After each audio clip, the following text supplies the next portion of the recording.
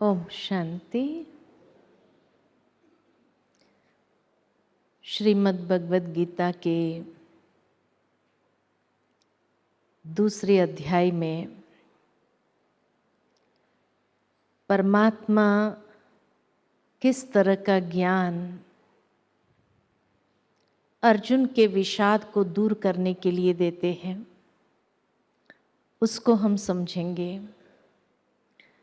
क्योंकि ये अध्याय एक प्रकार से संपूर्ण भगवद गीता का सार बताता है और साथ ही साथ एक रियलाइजेशन जो अर्जुन को कराते हैं। श्रीमद् भगवद गीता के हर अध्याय योग है। विषाद योग से लेकर के ये दूसरा अध्याय सांख्य योग। सांख्य योग का मतलब है आत्मा की वास्तविकता का ज्ञान, आत्मा का बोध भगवान अर्जुन को कराते हैं। और उसके लिए जो बातें बताई, शायद आज के जीवन में, हमारे जीवन में जो संघर्ष चल रहा है या समाज के अंदर हर इंसान का जीवन के अंदर जो संघर्ष चल रहा है, उस संघर्ष के लिए भी आत्मा का ज्ञान कितना महत्व रखता है, उस बात को समझेंगे ताकि हम भी उसका प्रैक्टिकल एप्लीकेशन अपने जीवन में कर सके। तो जीवन की कई उलझनें वैसे ही समाप्त हो जाती है। उलझन उत्पन्न ही तब होती है अज्ञानता से, और इसीलिए ज्ञान का प्रकाश प्राप्त करने से वो उलझन इवेपोरेट हो जाती है, गायब हो जाती है, और वो उलझन नहीं रहती है।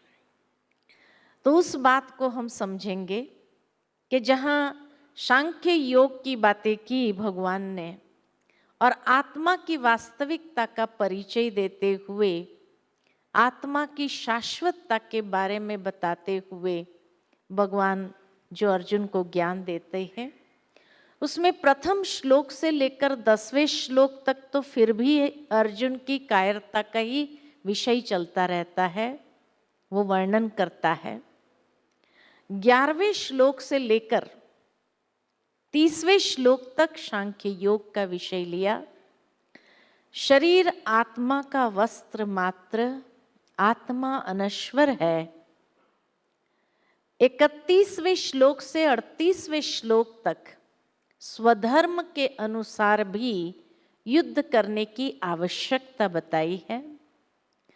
39वें श्लोक से लेकर 53वें श्लोक तक कर्म योग का विषय लिया गया है, और 54वें श्लोक से लेकर 72वें श्लोक तक स्थिर बुद्धि पुरुष के लक्षण और उसकी महिमा बताई गई है।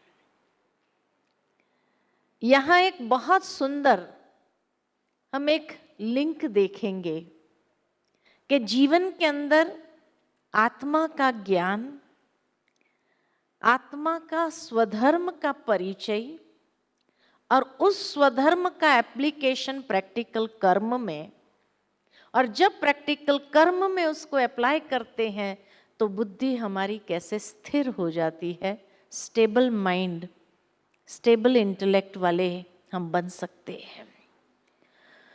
और इस तरह से जब अर्जुन स्वयं को ईश्वर के आगे अपने विषाद को दूर करने का आग्रह करता है और कहता है कि हे प्रभु, अब आप ही मेरे इस दुख और विषाद को दूर करो, सरेंडर हो जाता है। भावार्थ ये कि जब तक हम भी अपने मन के अंदर अनेक क्वेश्चंस को खड़ा करते रहेंगे तो कभी कभी ईश्वर की जो प्रेरणाएं हैं उसको कैच नहीं कर सकते हैं, क्योंकि वी आर ऑक्यूपाइड। हम ऑक्यूपाइड है अपने ही विचारों में। तो ईश्वर जो कुछ कहना चाहते हैं, जो संकेत देना चाहते हैं, वो संकेत अगर देते भी है तो हम उसको रिसीव नहीं कर पाते हैं। इसलिए सरेंडर अर्थात कि हमें अपने मन और बुद्धि को उस वक्त फुल स्टॉप लगाना बहुत आवश्यक है, और क्वेश्चंस को समाप्त करके जब हम सरेंडर करते हैं तो उस वक्त फिर भगवान टेक ओवर करता है। जब तक क्वेश्चंस करते रहते भगवान सुनते रहते हैं। इसीलिए दिखाया है God is the best listener. जज को भी यही काम करना पड़ता है। They are also very good listeners. लेकिन जब हम शांत करते हैं अपने मन को, तब भगवान फिर रास्ता दिखाना आरंभ करता है। ये अध्याय एक प्रकार से संपूर्ण भगवत गीता का सार प्रस्तुत करता है। इसके अंतर्गत अनेक विषय अत्यंत विस्तार पूर्वक विचार किया गया है, जैसे कर्म योग, ज्ञान योग, सांख्य योग, बुद्धि योग और आत्मा। लेकिन सभी प्राणियों में विद्यमान आत्मा की शाश्वत स्वरूप के ऊपर अधिक बल दिया गया है। और इस तरह से अगर देखा जाए तो जब सरेंडर हो गए, भावार्थ ये कि जब मनुष्य का मन भी थका होता है, हारा हुआ अपने आप में महसूस करता है, निर्णय नहीं ले पाते हैं, असमर्थ बुद्धि महसूस करते हैं, तो कभी कभी कई लोग डिप्रेशन में भी चले जाते हैं। मन को सही दिशा में ले जाने की आवश्यक शक्ति का अभाव महसूस करते हैं। लेकिन आशा की किरण तभी नजर आती है जब मार्ग निर्देशन के लिए स्वयं ईश्वरीय बौद्धिक सत्ता रास्ता दर्शाती है। गॉड गाइड्स अस, हेल्प्स अस, गिव्स अस। और इसीलिए मन को शांत करना जरूरी, तभी हम उसको सुन सकते हैं, समझ सकते हैं। Silence is the best form of communication with God. मन को शांत करना जरूरी है। इसी तरह मनुष्य जीवन में भी मनुष्य के मन को भ्रमित करने वाले अनेक प्रश्न और उन प्रश्नों का सत्य ज्ञान जब मिलता है कि तुम ये देह नहीं आत्मा हो, कॉन्शियसनेस चेंज करता है। सबसे पहले परमात्मा कि body consciousness, fear consciousness, ego consciousness से हमें अपने मन को सोल कॉन्शियसनेस में एस्टैब्लिश करने की आवश्यकता है। और इसीलिए भगवान ने यही ज्ञान सबसे पहले अर्जुन को दिया कि देह से आत्मा भिन्न सूक्ष्म शक्ति है। उसके बाद जैसे ही मन उसका शांत हो गया, तब सबसे पहले श्री कृष्ण 11वां 12वें श्लोक में ये बात बहुत स्पष्ट करते हैं और कहते हैं, हे अर्जुन, न तो ऐसा ही है कि मैं किसी काल में नहीं था, तू नहीं था, अथवा ये राजे लोग नहीं थे, और न ऐसा ही है कि इससे आगे हम सब नहीं रहेंगे। माना यहां से कृष्ण अपने पुनर्जन्म की बातें कर रहे हैं कि बहुत जन्म से मैं भी था, तू भी था, और ये सब भी थे, और आगे भी मैं भी रहूंगा, तुम भी रहेंगे, और ये सब भी रहेंगे, अलग अलग स्वरूप में रहेंगे। यहां से कृष्ण अपने पुनर्जन्म की बातें कर रहे हैं अर्जुन के साथ। और चौथे अध्याय में जब भगवान कहते हैं, मैं अजन्मा हूं, I am beyond birth and death. अब ये दोनों श्लोक कंट्रोवर्शियल महसूस होते हैं, और इसीलिए लोगों ने जब ये महसूस किया कि कई श्लोक कंट्रोवर्शियल है गीता के अंदर, तो कंफ्यूज्ड हो गए कि आखिर ये सही है पुनर्जन्म वाली बातें या अजन्मा वाली बातें सही है। लेकिन आज हम आपको इस बात को स्पष्ट करते हैं, दोनों ही सही है। कैसे? क्योंकि ये दो व्यक्ति बात कर रहे हैं, एक नहीं है। ये श्लोक कहने वाले श्री कृष्ण है,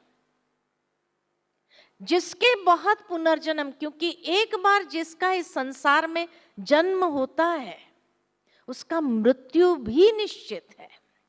और इसीलिए श्री कृष्ण का जन्म भी दिखाया और मृत्यु भी दिखाते हैं। तो श्री कृष्ण के भी पुनर्जन्म दिखाए हैं। लेकिन जब चौथे अध्याय में श्री कृष्ण के माध्यम से बोलने वाली शक्ति वो भगवत शक्ति है, फर्स्ट पर्सन में। इसीलिए संपूर्ण गीता के अंदर कहीं पर भी श्री कृष्ण उवाच नहीं आया है, भगवान उवाच आया है। क्योंकि श्री कृष्ण के माध्यम से अजन्मा वो शक्ति, परमात्मा शक्ति जो अवतरित होते हैं, इनकारनेट्स, डिसेंड्स, और अवतरित होकर के वो कहते हैं मैं अजन्मा हूं, मुझे तुम इन चरम चक्षुओं से देख नहीं सकते हो। यहां बहुत स्पष्ट हो जाता है जब अर्जुन से ये कहा कि तुम मुझे इन चरम चक्षुओं से नहीं देख सकते। अब वहां पर अर्जुन श्री कृष्ण को तो देख ही रहा था। अर्जुन क्या, सारे लोग देख रहे थे। लेकिन फिर भी जब भगवत शक्ति कहती है तुम मुझे इन चरम चक्षु से नहीं देख सकते हो, माना वो शक्ति बोलने वाली कोई और है, जो परमात्मा शक्ति है। परमात्मा और दिव्य आत्मा में यही अंतर है। और इसीलिए यहां Shri Krishna, the divine being, he speaks, Shri Krishna कहते हैं कि मेरे भी बहुत जन्म है, तेरे भी बहुत जन्म है, ये राजे लोगों के भी बहुत जन्म है, और आगे भी हम मिलते रहेंगे। लेकिन भगवत शक्ति ने कहा मैं एक ही बार, जब जब धर्म की ग्लानि तभी आता हूं, मैं बार बार जन्म नहीं लेता, मैं अजन्मा हूं और अधर्म के समय पर ही अवतरित होता। इसलिए दोनों ही श्लोक सही है, लेकिन बोलने वाले अलग अलग पर्सनालिटीज है। और इसीलिए जब मनुष्य ये बात नहीं समझ पाते हैं, क्योंकि वो एक ही फिगर को देख रहे हैं, तब समझते हैं कि ये कंट्रोवर्सी क्यों है। लेकिन कंट्रोवर्सी नहीं है, क्योंकि दो पर्सनालिटीज बात कर रही है। जो धीरे धीरे समझ में आएगा जैसे जैसे हम गीता को आगे देखते जाएंगे। और उसके बाद भगवान आत्मा की शाश्वतता को लेकर के समझाते हैं बड़े सिंपल शब्दों के अंदर, और कहते हैं कि हे अर्जुन, जैसे देह में देहधारियों की बाल्य अवस्था, यौवन और बुढ़ापा, ये तीन अवस्थाएं हैं, इसी प्रकार दूसरी देह की प्राप्ति भी एक परिवर्तित अवस्था है। उसमें आत्मा का नाश नहीं होता है। इतने सिंपल शब्द में ये बात कही कि आज एक बच्चा जैसे बड़ा होता है, यौवन अवस्था में जाता है, तो शोक नहीं करता है, खुशी से जाता है। खुशी होती है बचपन से युवा अवस्था में जाने की। युवा से बुढ़ापे की ओर जाता है, तभी भी खुशी है, क्योंकि अनुभवी हो गया। तो जब एक अवस्था से दूसरी अवस्था में जाते तो खुशी है, शोक नहीं है। फिर जब बुढ़ापे के बाद दूसरी देह की प्राप्ति करता है तो वहां शोक क्यों है? वो भी एक परिवर्तित अवस्था है।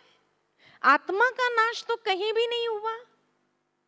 एक सहज, क्योंकि आत्मा की जो पोटेंशियल है, इतनी अथाह शक्ति है, लेकिन अब इंद्रियां शिथिल हो गई है, और इंद्रियां शिथिल होने के कारण वो उस पोटेंशियल को लाना चाहते हैं, कर नहीं पाते हैं। इसलिए उन्हें स्पेस चाहिए और ऐसा साधन चाहिए। इसलिए वो दूसरी देह की प्राप्ति करता है। तो वहां शोक क्यों है? एक लाइन के अंदर कितनी गहराई वाली बात समझा देते, एक अर्जुन को नहीं, हम सब अर्जुनों को, कि ये खुशी है।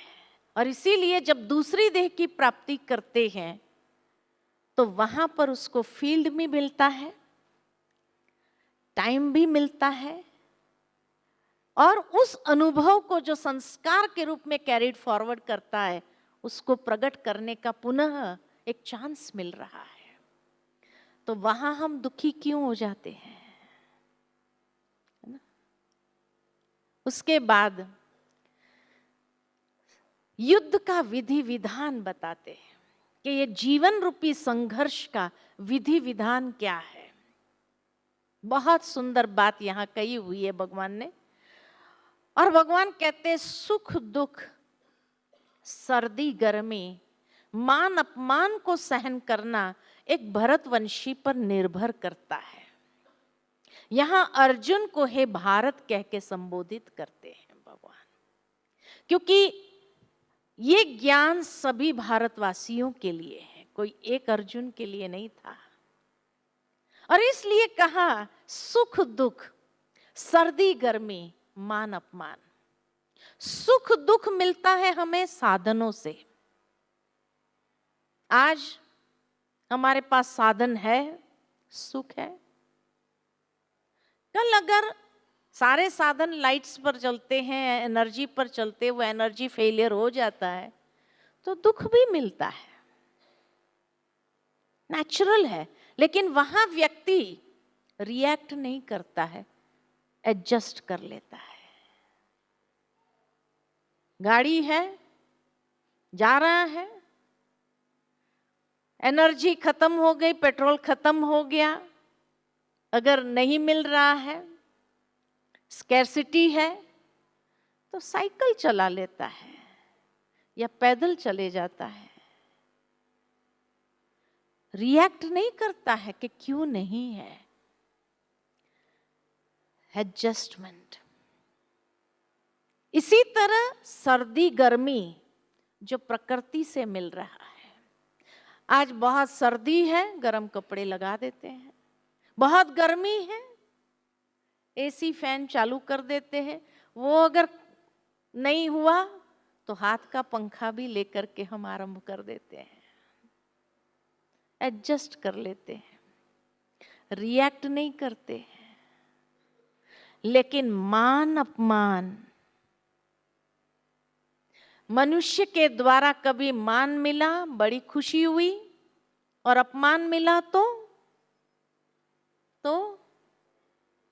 सहन नहीं होता है। तब भगवान ये वास्तविकता समझाते हैं कि जीवन के संघर्ष में सुख दुख, सर्दी गर्मी, मान अपमान, ये अप्स एंड डाउन्स, ये यात्रा है। तो अप्स एंड डाउन्स आना ये स्वाभाविक है। उसको सहन करना एक भरतवंशी पर निर्भर करता है। अब सोचने की बात है कि अगर युद्ध का मैदान होता था, वहां अगर व्यक्ति सहन करे तो हार जाएगा। लेकिन जीवन के संघर्ष में सहन भी करना, सहन करने में विजयी भी है। जीवन जीने की कला सिखाता है। कितनी सुंदर बात भगवान यहाँ अर्जुन को समझाने का प्रयत्न करते हैं, यानी हम सभी को, कि सुख दुख, सर्दी गर्मी, मान अपमान को सहन करना, ये जीवन के संघर्ष का, युद्ध का विधि विधान है। उसमें विजयी हो सकते हैं। रिएक्ट करने में विजयी नहीं है, रिएक्ट करने में हार है, लेकिन उसको सहन करने में विजयी हो जाएगा। जिस तरह मान लो कि एक सांचा है हमारे पास जल का, बहुत सुंदर बात कही कि विषय में चित्त वृत्तियां भी उसी प्रकार विषयाकार बन जाती है जैसे जल सांचे के अनुसार अपना आकार बना लेता है। आज पानी को मटके में डालो, मटके का आकार ले लेगा, जग में डालो, जग का आकार ले लेगा, पतीले में डालो, पतीले का आकार ले लेगा। पानी का अपना कोई आकार नहीं है, जैसा सांचा दिया वैसा अपना आकार बना लेता है। ठीक इसी तरह हमारी कॉन्शियसनेस का भी अपना कोई आकार नहीं है। कॉन्शियसनेस में भी इतनी पोटेंशियल है, लेकिन जिस तरह का सांचा आप देंगे उस अनुसार वो आकार बना लेगा। सांचा कौन सा है? या सकारात्मक सांचे में डालो या नकारात्मक सांचे में डालो।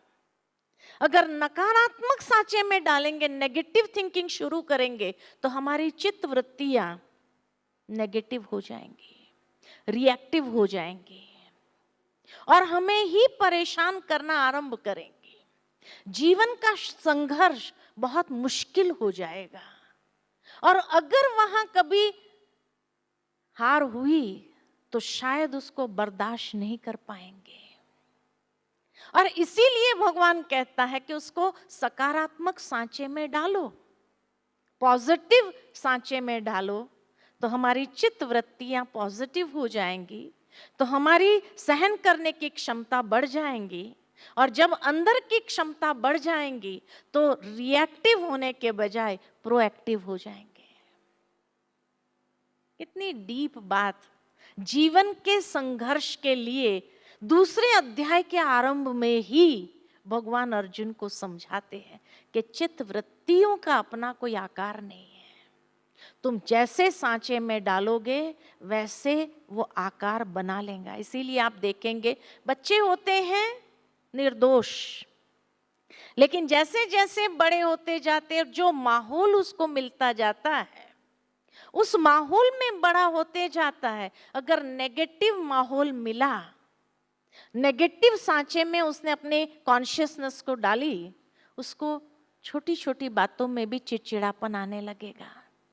फिर बाद में महसूस करता है पहले मुझे गुस्सा नहीं आता था, लेकिन आजकल बहुत गुस्सा आता है, कहता है ना व्यक्ति, क्योंकि उसने वो सांचे में डाल दिया। अब उस सांचे से निकलना उसके लिए बहुत मेहनत लगती है।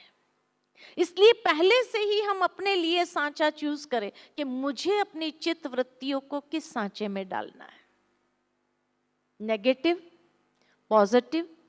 उसमें भी अनेक प्रकार की है, खुशी, आनंद, प्रेम, वो सांचे में डालना है, या उदासी, निराशा, दुखी, शक, संशय, उस सांचे में डालना है। किस में डालना है? क्योंकि उसी अनुसार हमारा जो संसार है कर्मों का, हमारे कर्मों की सृष्टि वैसी होने लगेगी और तब जीवन का संघर्ष बहुत कठिन हो जाएगा।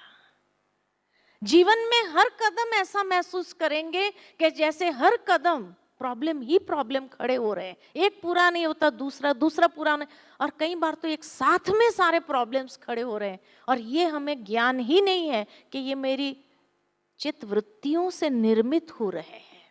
इसीलिए कहा जाता है the first wars are born in the minds of main.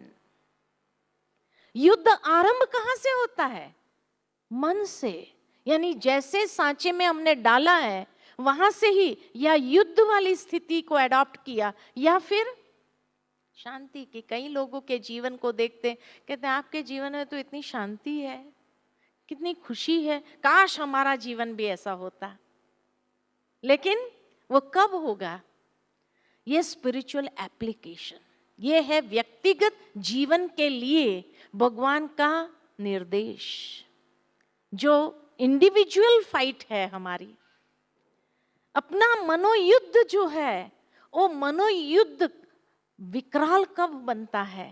जब हमने पहले ही रॉन्ग चॉइस कर लिया अपने जीवन के अंदर, कि नेगेटिव सांचे में अपने आप को डाल दिया। कॉन्शियसली नहीं, शायद अनकॉन्शियसली या सबकॉन्शियसली।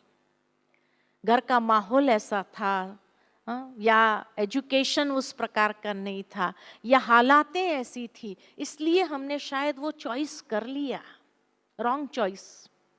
और जैसे ही रॉन्ग चॉइस किया तो मुसीबतें वन आफ्टर द अदर निर्मित तो यहां से हो रही है, समझ नहीं पा रहे हैं।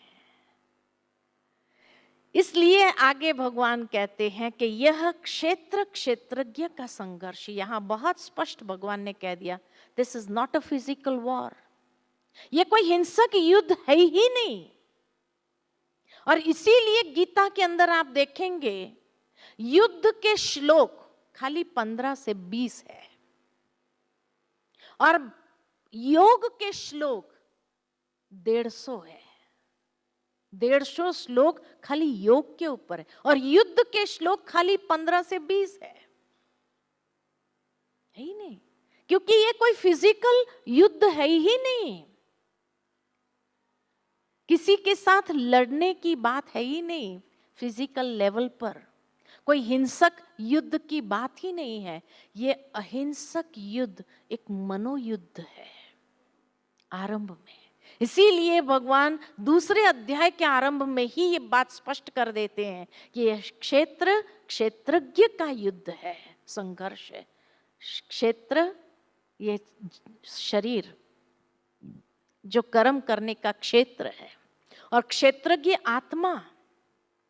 तो जब अंदर में ये द्वंद है, कर्म और वृत्ति में द्वंद आता है, तभी व्यक्ति के जीवन में युद्ध जैसी स्थिति, संघर्ष आरंभ होता है, जिसमें आसुरी संपद को सर्वथा शमन कर, माना नेगेटिविटी को शांत करो।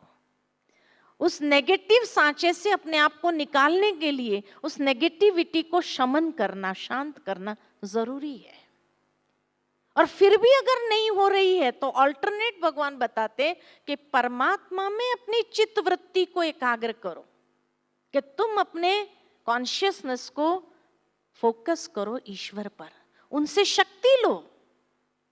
जैसे मान लो कि मैं बाहर खड़ी हूं सूर्य के सामने, सूर्य से मांगती नहीं हूं कि सूर्य तेरी गरमाइश मुझे दे, लेकिन जैसे ही खड़े रहेंगे सूर्य की गरमाइश प्राप्त होने लगती है, और रोम रोम के अंदर वो गरमाइश फैल जाती है। समुद्र के पास खड़े रहकर समुद्र से मांगना नहीं पड़ता है कि समुद्र तेरी शीतल हवा मुझे दे, खड़े रहो, रोम रोम में वो शीतलता समा जाती है। ठीक इसी तरह अगर आपके पास शक्ति नहीं है और युद्ध वाली स्थिति बन रही है, तो अपने मन को फोकस करो उस परमात्मा पर। जैसे ही फोकस करेंगे वहां से शक्तियां अपने आप मिलती है, मांगने की जरूरत नहीं पड़ती है कि हे प्रभु मुझे शांति दो, हे प्रभु मुझे शक्ति दो, हे प्रभु मुझे ये दो, मुझे वो दो। मांगने की जरूरत नहीं। The moment I concentrate my attention, जैसे ही मैंने अपने ध्यान को एकाग्र किया, ईश्वर सर्व शक्तियों में अनंत है, उसकी सर्व शक्तियों की किरणें फैल रही है, और उस शक्तियों की किरणों को मैं अपने अंदर समाने लगती हूँ। और जैसे ही वो परमात्मा की सर्व शक्तियों की ऊर्जा को मैं अपने अंदर समाती हूँ, तो मेरी नेगेटिव चित्तवृत्तियों को शांत करना आसान है। कितना सुंदर तरीका बताया है। कभी गीता को इस तरह से हमने समझा ही नहीं, है ना।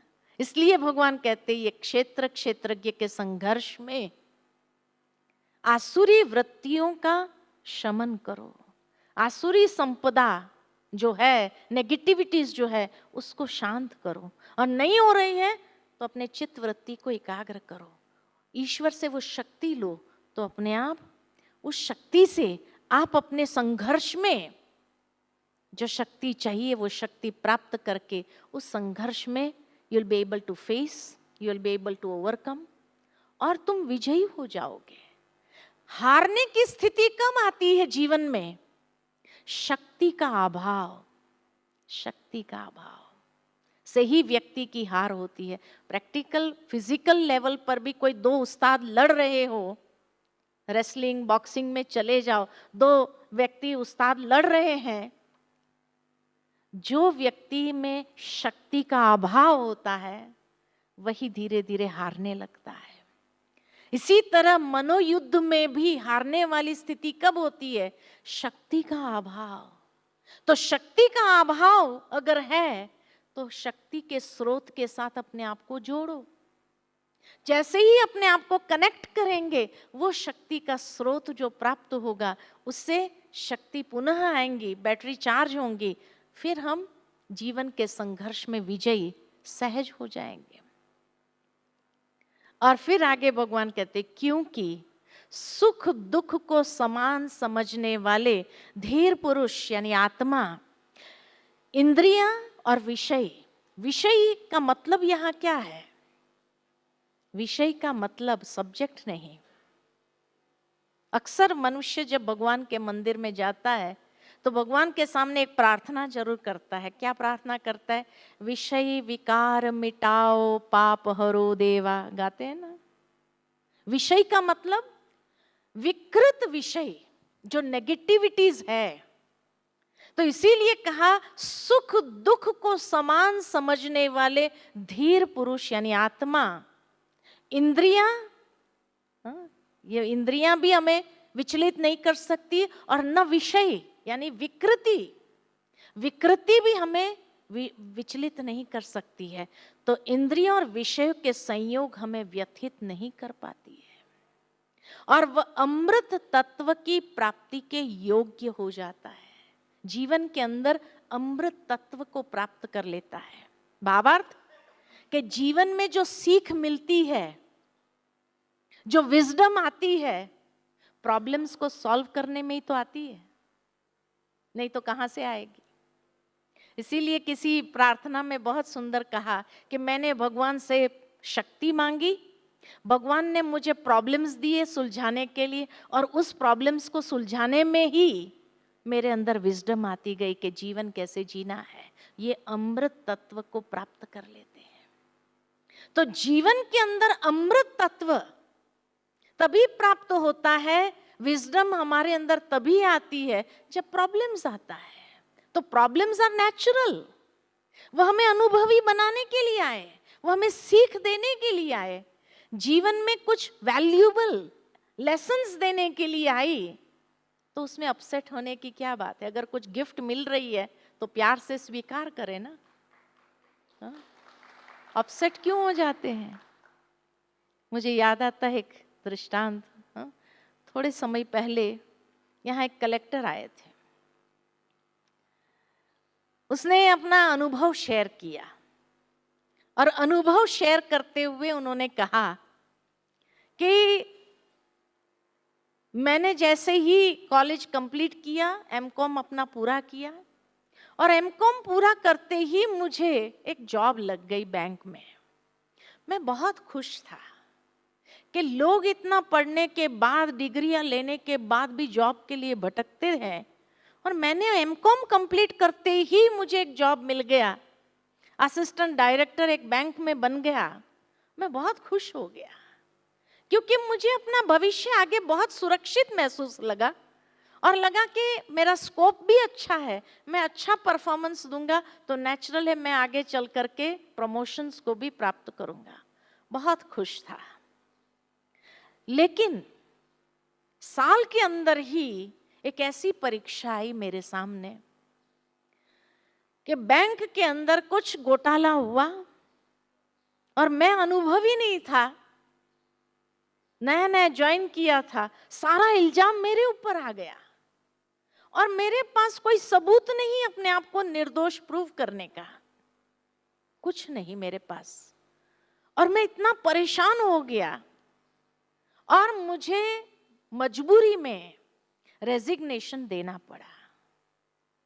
बोला मैं बहुत दुखी हो गया, इतना दुखी हो गया कि ये क्या, मैंने कर्म किया ही नहीं, फिर मेरे ऊपर कैसे ये इल्जाम आ गया। मैंने कोई ऐसी हरकत नहीं की, कोई ऐसा कर्म नहीं किया, फिर मेरे साथ ऐसा क्यों हुआ। मैं भगवान से बहुत झगड़ा करने लगा कि हे प्रभु, तुम तो जानता है मैं नीति पर चलने वाला, और फिर मेरे साथ ऐसा क्यों हुआ। खैर, हर कोई उसको यही सांत्वना दे रहे थे कि दूसरी जॉब अच्छी मिल जाएगी, इससे बेहतर मिलेगी, कोई बात नहीं, थोड़ी धैर्यता रखो। लेकिन मैं धैर्यता नहीं रख सकता था। मेरा मन बड़ा परेशान था, इतने नेगेटिव सोच चलने लगे, क्योंकि मैं जहां भी नई जॉब के लिए अप्लाई करता था, वो बात इतना न्यूज़पेपर्स में आ गई थी कि वही बात मेरे सामने आ जाती, और मुझे कोई अच्छी जॉब नहीं मिल रही थी। तो मैं और परेशान हो गया कि क्या जीवन भर मुझे ये चीज को फेस करना पड़ेगा, सहना पड़ेगा। बहुत परेशान हो गया। धीरे धीरे मेरा मन नेगेटिविटी की और इतना नेगेटिव सोच चलने लगा कि नेगेटिव सोचते सोचते कहीं ना कहीं मैं डिप्रेशन का शिकार होने लगा। कोई अच्छी जॉब नहीं मिल रही थी मुझे, जहां जाता था अच्छी जॉब के लिए मुझे रिजेक्ट हो जाता था। मिलती थी तो कम दर्जे वाली मिलती थी, जो मुझे पसंद नहीं था। क्या करूं। आखिर मेरा एक दोस्त जो कॉलेज में मेरे साथ में था, उसको पता चला, वो कलेक्टर बन गया था। तो वो जैसे ही उसको पता चला, वो मुझे मिलने खास आया, और उसने मेरी हालत देखकर मुझे कहा, ये तुम क्या कर रहे हो अपने साथ। कहा मुझे कुछ नहीं सूझता है, लेकिन मेरे साथ ऐसा क्यों हुआ।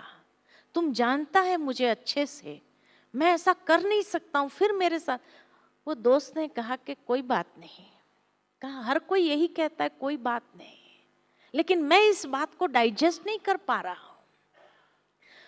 वो दोस्त ने कहा चलो, जब तक तुझे दूसरी जॉब मिलती है, तुम फ्री है, बैठा है, तुम हमेशा कॉलेज में इतना ब्राइट स्टूडेंट रहा है, तुम एक काम करो, ये आईएएस का फॉर्म में लेके आया है, तुम भर दे, कम से कम माइंड को एक डाइवर्जन तो मिल जाएगा, और तुम्हारी अंदर की जो पोटेंशियल है उसको बाहर ले आओ।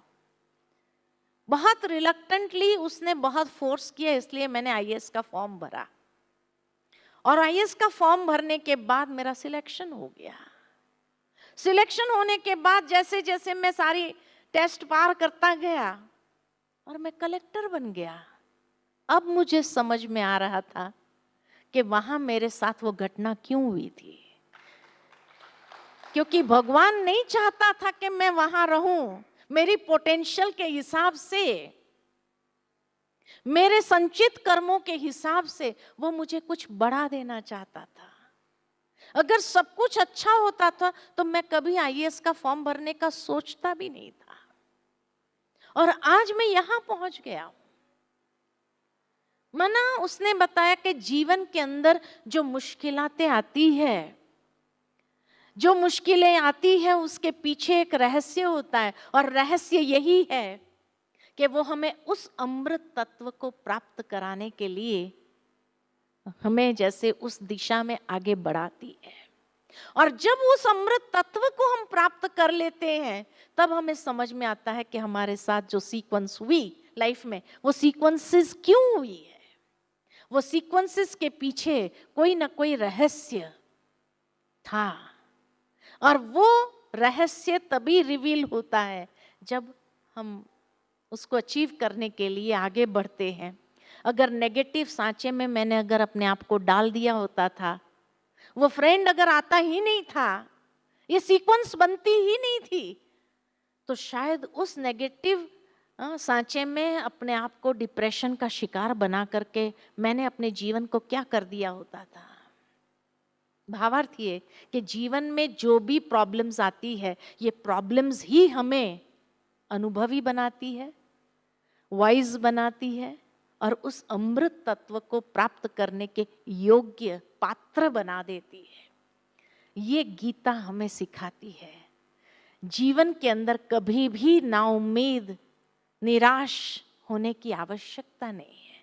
आरंभ में ही ये बात कितना सुंदर तरीके से भगवान ने अर्जुन को समझा दिया। यानी हम सब अर्जुनों को आज भगवान समझाते हैं, मोटिवेट कर रहे हैं, जीवन की वास्तविकता से हमारा परिचय करा रहे हैं कि उसी में से तो अमृत तत्व मिलेगा। और फिर आगे भगवान कहते हैं, ये शरीर ही एक कर्म करने का क्षेत्र है। इस शरीर रूपी खेत में बोए गए भले व बुरे कर्म का बीज सदैव संस्कार रूप में उगता है। 10 इंद्रियां ये क्षेत्र का विस्तार है।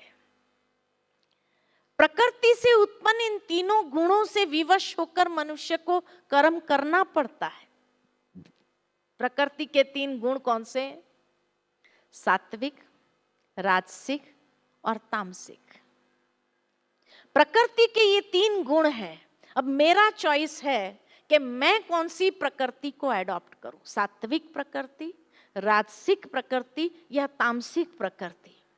क्योंकि उसके बाद जो कुछ भी होना है, जो फ्रूट्स मिलने हैं, वो वही प्राप्त होंगे। तो समझदारी क्या है? कौन सी प्रकृति को अपनाना चाहिए? जो आज टेम्पररी गेन्स के लिए अगर तामसिक प्रकृति को अपना भी लेता है, लेकिन लॉन्ग रन में वो तामसिक प्रकृति से जो रिजल्ट मिलना है वो क्या होगा? दुख या सुख? दुख की प्राप्ति होगी। सात्विक प्रकृति में शायद कुछ कठिनाई जरूर होंगी, लेकिन उसके लॉन्ग रन में जो फ्रूट्स मिलने वो कौन से हैं? सुख की प्राप्ति होती है। तो इसीलिए प्रकृति के ये 3 गुणों से विवश होकर मनुष्य कर्म करता है। लेकिन ये चॉइस अपना है कि मैं कौन सी प्रकृति को अपने अंदर विकसित करूं, डेवलप करूं। ये मेरा चॉइस है, ये भगवान का चॉइस नहीं है। भगवान ने हमें बुद्धि दी है और ये 3 प्रकृति का ज्ञान दिया है। अब तुम्हें जो अपनाना है, फिर उसके कॉन्सिक्वेंसेस के लिए भी तुम तैयार रहना। ये कर्म की गुह्य गति है। इसीलिए भगवान कहते हैं कि मनुष्य ये 3 गुणों से विवश होकर कर्म करता है। वह क्षण मात्र भी कर्म किए बिना नहीं रह सकता है। इसीलिए इसे कर्म क्षेत्र अथवा कुरुक्षेत्र कहा जाता है। कुरुक्षेत्र कौन सा है? वो हरियाणा प्रदेश वाला नहीं, ये कुरुक्षेत्र बन जाता है जहां युद्ध का हर घड़ी सामना करना पड़ता है, संघर्ष वाला जीवन जीना पड़ता है। तो कुरुक्षेत्र किसको कहा जाता है, ये भी भगवान ने स्पष्ट कर दिया। अब आत्मा की शाश्वतता के बारे में बताते हैं कि आत्मा कभी भी मरती नहीं है। यह अविनाशी, शाश्वत और आदि युगीन है। शारीरिक वध से आत्मा का वध नहीं होता है और प्रकृति के 5 तत्व आत्मा को कोई नुकसान नहीं पहुंचा सकते हैं। गुणों के द्वारा, सिर्फ गुणों के द्वारा उसकी चमक बढ़ती है और विकारों के द्वारा, नेगेटिविटी से उसकी प्रभा कम होती है। सांसारिक बंधनों में फंसकर ये कमजोर होती है, जबकि सांसारिक बंधनों से मुक्त रहकर ये शक्तिशाली बन जाती है। सिंपल शब्द में बहुत सुंदर बात, गहरी बात भगवान ने बताई कि आत्मा की शाश्वतता के कोई उसको नुकसान नहीं पहुंचा सकते। न अग्नि उसको जला सकती, न तलवार उसको काट सकती, न पानी उसको भिगो सकती, न हवा उसको सुखा सकती है। ये वास्तविकता है ना। सिर्फ जितना गुणों को, यानी सात्विक प्रकृति को लेकर के हम चलेंगे तो हमारी प्रभा बढ़ती है।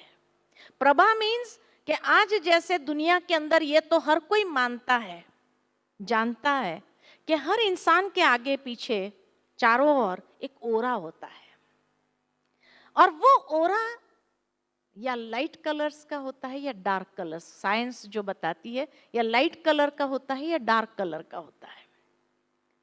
लेकिन जितना व्यक्ति सात्विक प्रकृति, सद्गुणों को लेकर के चलता है, उतना उसका ओरा बहुत चमक वाला होता है, तेज वाला होता है।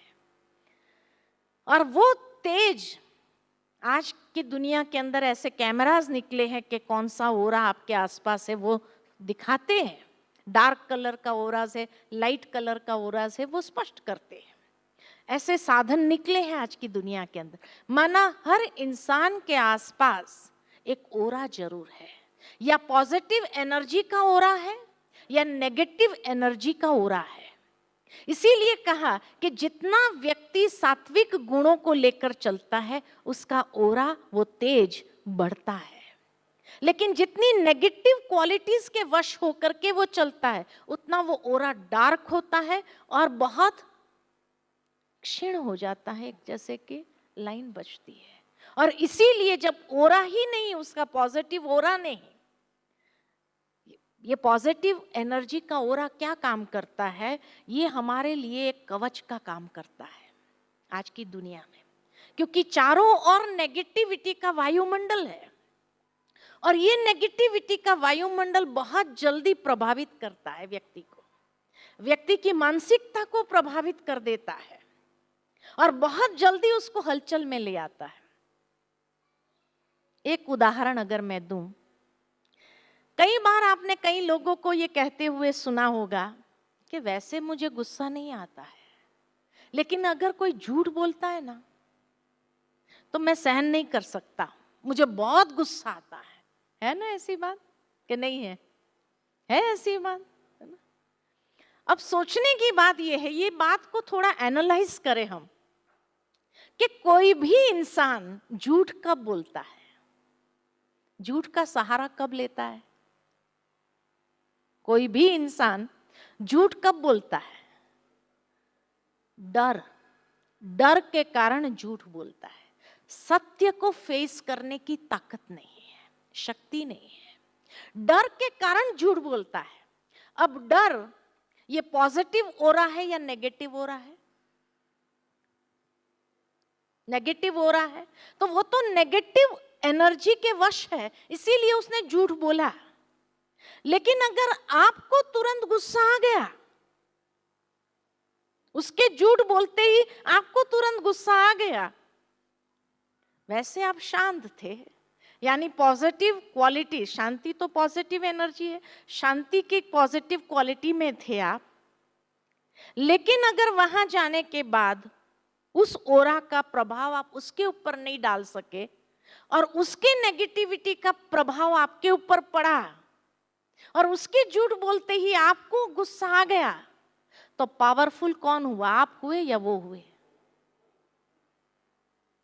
वो हो गया, यानी नेगेटिव एनर्जी वाला पावरफुल हो गया और आप पॉजिटिव एनर्जी वाले वश हो गए, राइट? लेकिन अगर आप अपनी बैटरी को चार्ज करते हैं पॉजिटिव एनर्जी से, आप वहां जाएंगे, आपके खड़े होने से वो सच नहीं बोलेगा, इतनी ताकत नहीं है उसके पास सच बोलने की, सच नहीं बोलेगा, लेकिन झूठ भी नहीं बोल पाएगा, चुप रहेगा, क्योंकि आपकी एनर्जी का प्रभाव उसके ऊपर पड़ रहा है, इसलिए वो चुप रहेगा, सच नहीं बोलेगा। लेकिन जैसे ही आप वहां से हटेंगे, उसके बाद उसके अंदर एक अंतर्द्वंद चलेगा, मुझे चुप नहीं रहना चाहिए था, मुझे बता देना चाहिए था, वास्तविकता बता देता था, क्या होता था, थोड़ा गुस्सा कर लेता था, अंदर में एक द्वंद चलता है और आधा पौना घंटा ये द्वंद चलता है, उसके बाद वो हिम्मत इकट्ठी करता है, पौने घंटे के बाद आपको पास आकर कहता है एक बात बताना चाहता हूं। आप कहेंगे बताओ, फिर वो बात को स्पष्ट करता है, ऐसा नहीं, ऐसा हुआ था इसलिए ऐसा हुआ। सुनने के बाद आप क्या कहते, पहले बताता अच्छा होता था, चलो कोई बात नहीं, कोई बात नहीं, अब देखते हैं। और जैसे ही आपने ये बात कही, अब उसका डर बढ़ेगा या कम होगा? कम होगा। उसको लगेगा मैं तो नाहक डर रहा था, बड़ी सहजता से उन्होंने तो कह दिया। अब उसके अंदर और हिम्मत आएंगी पॉजिटिविटी की और बढ़ने की।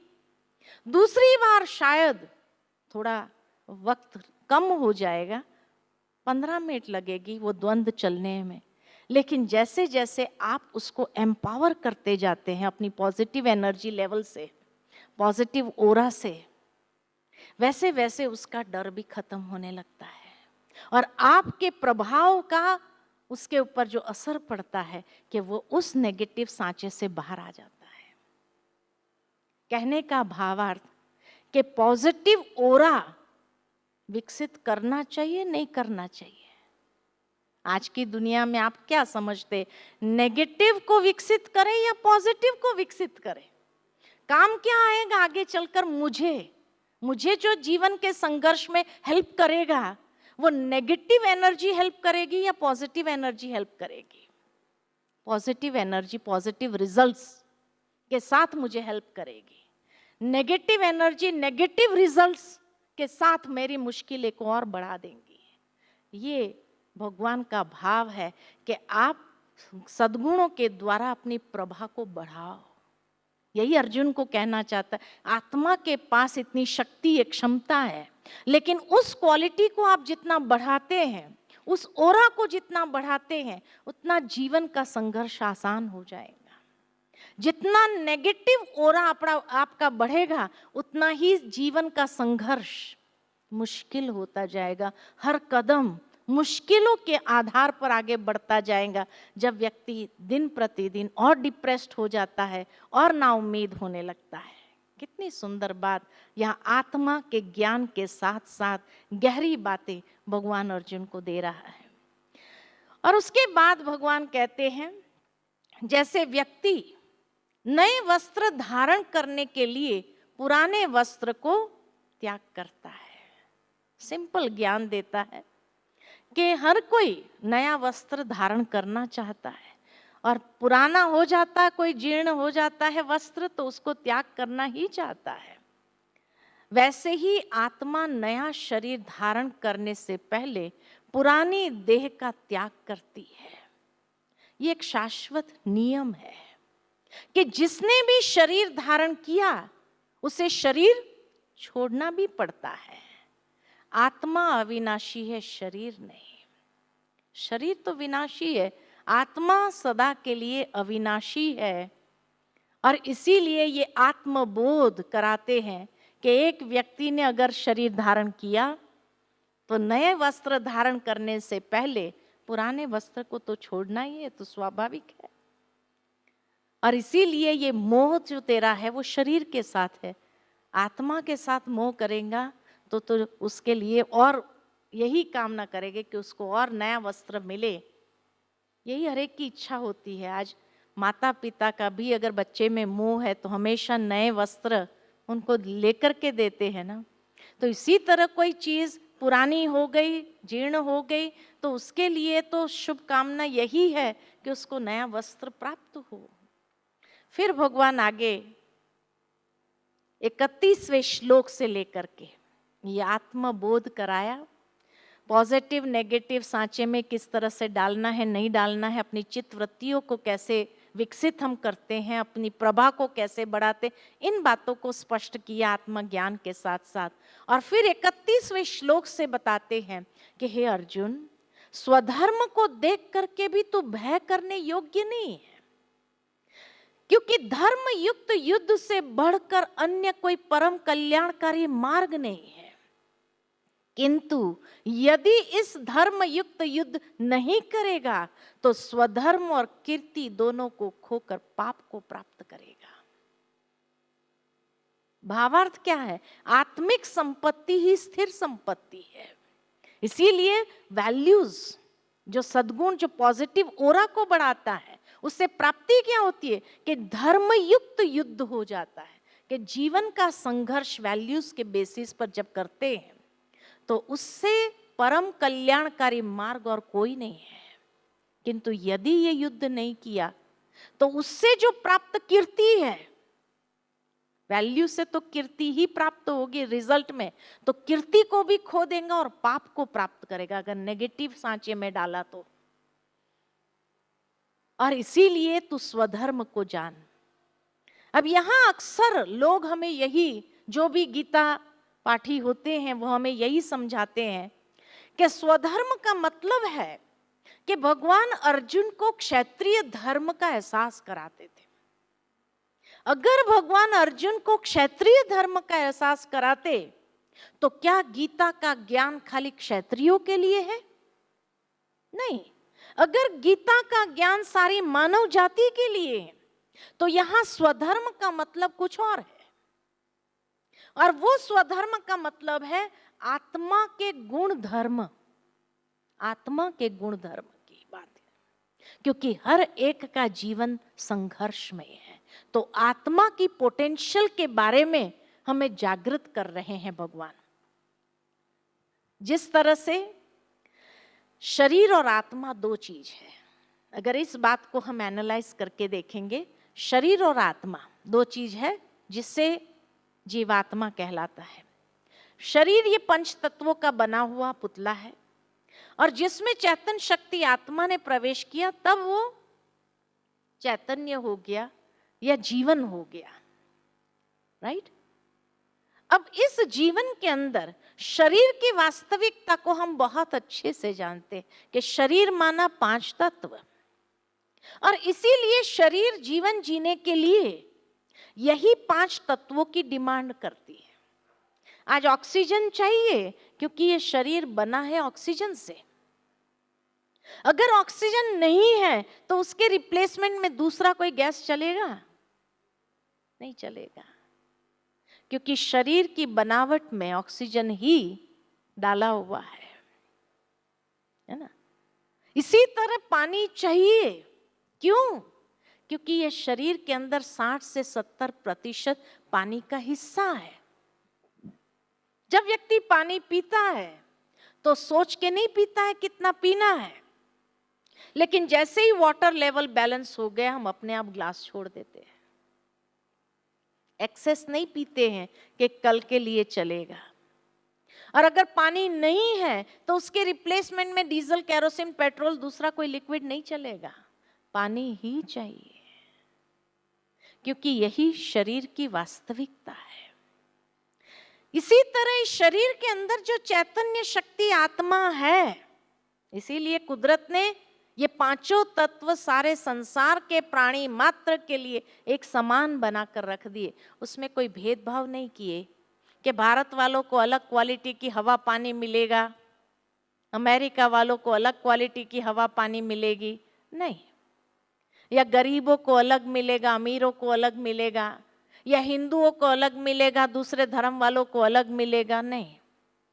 नो डिस्टिंक्शन, एक समान पांचों तत्व बनाकर रख दिए। ठीक इसी तरह इस शरीर के अंदर जो चैतन्य शक्ति आत्मा है, आत्मा को भी जीवन जीने के लिए कुछ चाहिए या नहीं चाहिए? क्या चाहिए? शरीर को पांच तत्व चाहिए। शरीर में आत्मा को जीवन जीने के लिए क्या चाहिए? क्या चाहिए? क्या कहेंगे? आत्मा को चाहिए कुछ, या समझते आत्मा निर्लेप है, उसको कुछ नहीं चाहिए? क्या कहेंगे? हाँ, आत्मा बल चाहिए। कौन सा बल चाहिए? जीवन जीने के लिए आत्मा को कौन सा बल चाहिए? हाँ, प्योरिटी चाहिए। और कौन सा बल चाहिए? पीस चाहिए। और हर आत्मा को जीवन जीने के लिए 7 बातें चाहिए। शरीर को 5 चाहिए, आत्मा को 7 चाहिए। और कौन सी 7 बात जो सारे संसार के प्राणी मात्र को चाहिए? कौन सी चाहिए? शांति चाहिए कि नहीं चाहिए? कोई है जो कहेगा मुझे स्ट्रेस चलेगा लाइफ में? शांति चाहिए। खुशी चाहिए, आनंद चाहिए कि उदासी गम चलेगा? नहीं चलेगा। प्यार चाहिए? तो जीवन जीने के लिए आत्मा को भी 7 गुण चाहिए, और ये 7 गुण बहुत आवश्यक है।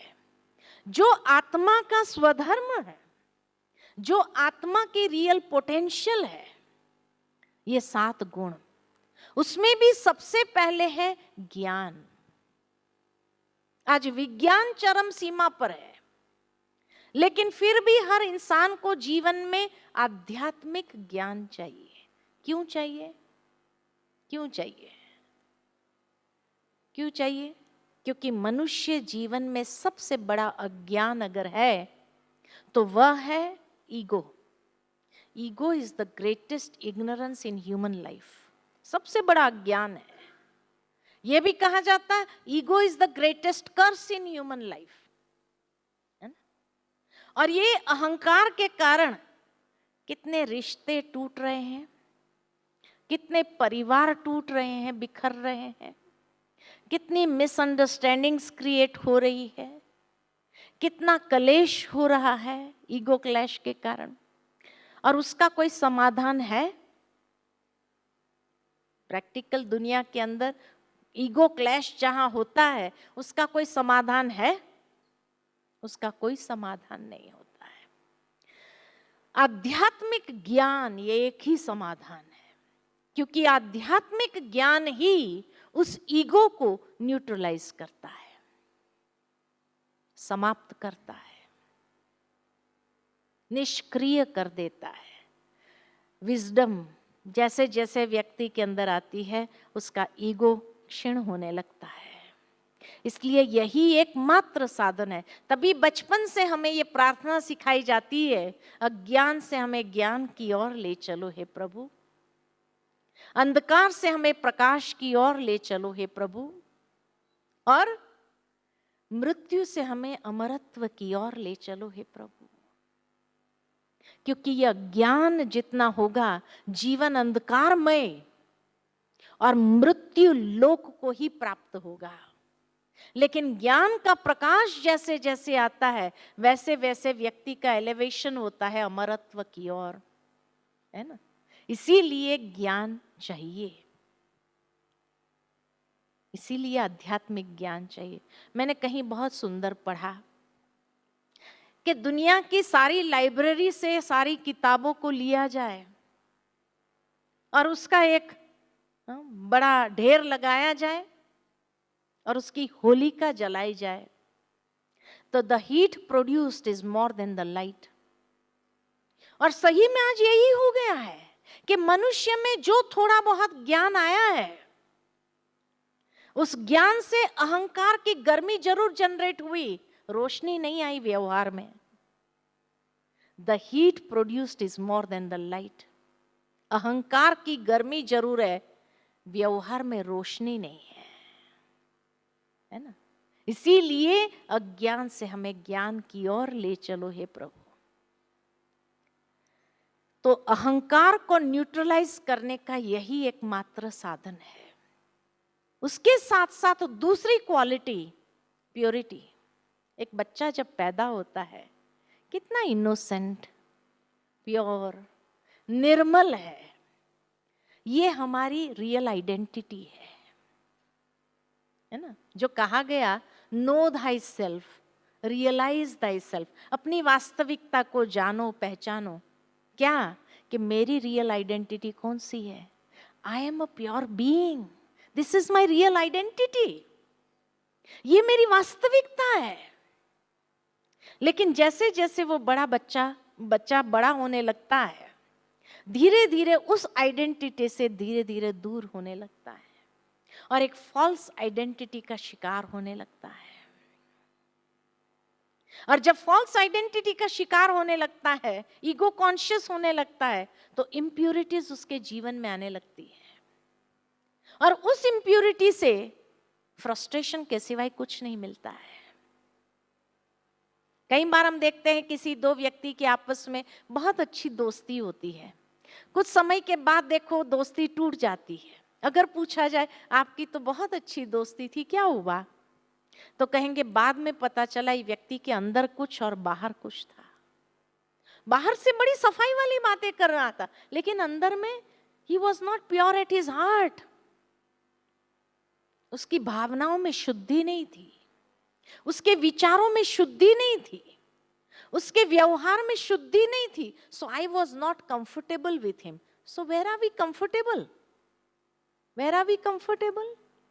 जहां प्योरिटी है, शुद्धि है, वहां कंफर्टेबल फील करते हैं। जैसे ही कोई व्यक्ति चालाकी शुरू करता है, अंदर कुछ बाहर कुछ, लोग भले बोलेंगे नहीं, समझ जाते हैं और धीरे धीरे उस व्यक्ति से दूर होने लगते हैं। और दूर होने के बाद क्या कहते हैं, दूसरों को भी सावधान करने के लिए, बड़ा खतरनाक है, संभाल के, खतरनाक कह दिया। अरे इसके अंदर क्या है पता ही नहीं चलता है, कहां धोखा दे देंगे पता नहीं, और बड़ा दर्द होगा, इसलिए 2 कदम दूर रहो। खतरनाक है। और कोई व्यक्ति बहुत भोला है, प्योर एट हार्ट, उसके लिए क्या कहते, ये भगवान का बंदा है, जो अंदर होगा ना वही बाहर होगा, कोई हेरा फेरी नहीं है ना, उससे कोई खतरा नहीं। क्या बनना चाहते हम जीवन के अंदर, खतरनाक या भगवान का बंदा, क्या बनना चाहते हैं? लेकिन क्या बन गए हम चलते चलते? अपने आप को देख सकते हैं कि हम चलते चलते जीवन में क्या बन गए। That is why it is said, know thyself, realize thyself. अपनी वास्तविकता को जानो और उसको महसूस करे और उस यात्रा की ओर वापस आए। यही मेडिटेशन है। जहां अंडरस्टैंडिंग है, प्योर फीलिंग्स है, वहीं प्रेम पनप सकता है। जहां अहंकार हो, इम्प्योरिटीज हो, वहां कभी रिश्तों में प्रेम पनप सकता है? कभी नहीं। इसीलिए किसी ने सही कहा, 2.5 अक्षर प्रेम का पढ़े सो पंडित होए। लेकिन अफसोस 2.5 अक्षर प्रेम का ही नहीं पढ़ पाया मनुष्य। और इसीलिए आज प्रेम के बदले स्वार्थ युक्त उसका जीवन हो गया है। इतना स्वार्थ युक्त जीवन हो गया है कि अब हर कोई समझ सकता है, अरे ये बड़ा स्वार्थी है, ये बड़ा मतलबी है, मतलब के बिना बात नहीं करेगा, पहचानेगा नहीं।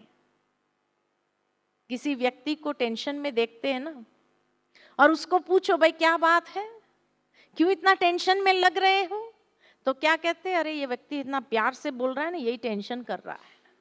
अरे प्यार से ही बोल रहा है ना, नफरत से तो नहीं बोल रहा है। तो क्या कहते हैं, नहीं नहीं, ज्ञान है ही नहीं, अंडरस्टैंडिंग है नहीं, प्योर फीलिंग्स है नहीं।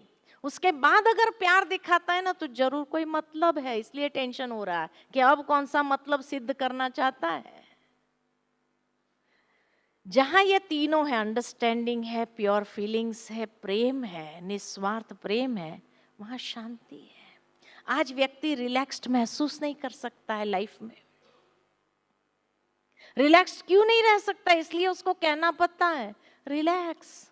आजकल के बच्चे भी माँ बाप को क्या कहते, कूल कूल रिलैक्स, कहता है कि नहीं कहता है? आजकल के बच्चे भी माँ बाप को एडवाइस देने लग गए, कूल रिलैक्स। हाँ, अगर गुस्सा करने लगे बच्चे ने कुछ कहते रिलैक्स, ठीक कर देंगे, उसमें क्या है, इतना क्यों एक्साइटेड हो जा रहे हैं आप? कहते हैं कि नहीं, इतना क्यों हाइपर हो रहा है? बच्चे माँ बाप को कहने लगे, इतने क्यों हाइपर हो रहे हैं, रिलैक्स हो जाएगा, सब ठीक हो जाएगा। बच्चे क्या ज्ञान देते हैं माँ बाप को? शांति नहीं है जीवन के अंदर। और जहां ये चारों बातें हैं, वहां जीवन में सच्चा सुख है। अगर शांति नहीं तो सुख भी नहीं। डनलप के गद्दे पर सोने के बाद भी नींद नहीं, स्लीपिंग पिल्स लेने के बाद भी नींद नहीं, है कि नहीं? और जहां ये पांचों बातें हैं, वहां जीवन की सर्वोच्च प्राप्ति आनंद है। आज आनंद तो छोड़ो, खुशी फर्स्ट स्टेप वो भी नहीं है। खुशी का अनुभव करने के लिए भी लोगों को लाफिंग क्लब्स ज्वाइन करना पड़ता है, बगीचे में जाके हंसना पड़ता है, घर में वो हंस नहीं पाते हैं, है ना? घर में अगर मुस्कुरा दिए तो सबसे पहले घर वाले पूछना चालू करते, क्या बात है, इतना मुस्कुरा क्यों रहे हो, है कि नहीं? तबीयत ठीक है, मैंने मुस्कुराए तो तबीयत ठीक नहीं तो मुस्कुराएंगे क्या? और अगर व्यक्ति अपनी मुस्कुराहट का कारण डिस्क्लोज करना नहीं चाहते हैं और कह दिया बस ऐसे ही, तो क्या कहते हैं, दिमाग ठीक है? How can you smile without a reason? अगर व्यक्ति ऑफिस में गया मुस्कुराता हुआ चेहरा लेकर करके, तो ऑफिस वाले इशारा करते हैं उसके पीठ पीछे, क्या बात है, आज तो बड़ा मुस्कुरा रहा है, बंदा खुश है, जो काम करवाना है करवा लो। एडवांटेज लेना शुरू कर देते हैं। इसलिए भी व्यक्ति एकदम सीरियस होकर के अपना मुस्कुराता हुआ चेहरा लेकर के नहीं चल सकता है।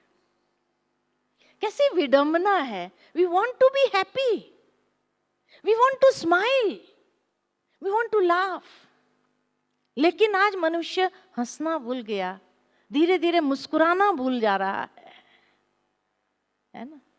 कर्व ऐसे जाने के बजाय हमेशा ऐसे रहती है हमारे चेहरे पर, फ्राउनिंग, वो सिग्नल्स रहती है। कहने का भाव कि भगवान ने इतना अनमोल जीवन दिया, जो हमारी पोटेंशियल है, हमारी रियल आइडेंटिटी है, उस रियल आइडेंटिटी से हम कितना दूर हो गए। इसलिए कहा जाता आत्मा का सत्य स्वरूप क्या है, तो कहा सत्य चित आनंद स्वरूप। सत्य, उसका जो सत्य स्वरूप है आनंद है, उसकी चैतन्यता की अभिव्यक्ति आनंद से है, खुशी से है। वी आर लिविंग बीइंग्स, ये लिविंग बीइंग्स की अभिव्यक्ति आनंद से है। लेकिन आज ये आनंद नहीं, तो क्या कहते हैं, जिंदा लाश है, जिंदा लाश है, चल फिर रहे हैं, खुशी नहीं, आनंद नहीं, जिंदा लाश है। तो मनुष्य की चैतन्यता की अभिव्यक्ति आनंद से ही होती है। ये उसका वास्तविक स्वरूप है, ये उसकी रियल आइडेंटिटी है। और जहां ये 6 बात है, वहां जीवन की सर्वोच्च will power, strong will power हमारे अंदर आता है। क्योंकि ये 6 गुण नहीं है, ये 6 शक्ति है। पावर ऑफ नॉलेज या power of wisdom, power of purity, power of love, power of peace, power of happiness, ये सारे पावर्स है, तब विल पावर आता है। अगर ये सारे पावर्स ही नहीं है, तो विल पावर की भी बैटरी डिस्चार्ज हो गई, कॉन्फिडेंस लेवल भी खत्म होने लगा है, क्योंकि हम अपनी वास्तविकता में जीना भूल गए हैं, अपनी वास्तविकता से बहुत दूर चले गए हैं। इसीलिए ये मिस्ट्री कहा गया कि solve this first mystery of life, who am I. ये मिस्ट्री को जो सुलझाता है, वो जीवन में खुश रहना जानता है, वो जीवन में इस पोटेंशियल के साथ काम करना जानता है। शांति, प्रेम, आनंद, खुशी, शक्ति, अंडरस्टैंडिंग, उससे जीना जानता है। तब भगवान ने अर्जुन को कहा, स्वधर्म को देख करके भी तू भय करने योग्य नहीं है। People always fear when they do not have this powers. Power नहीं, शक्ति नहीं, तो भय है। शक्ति का अभाव ही भय क्रिएट करता है।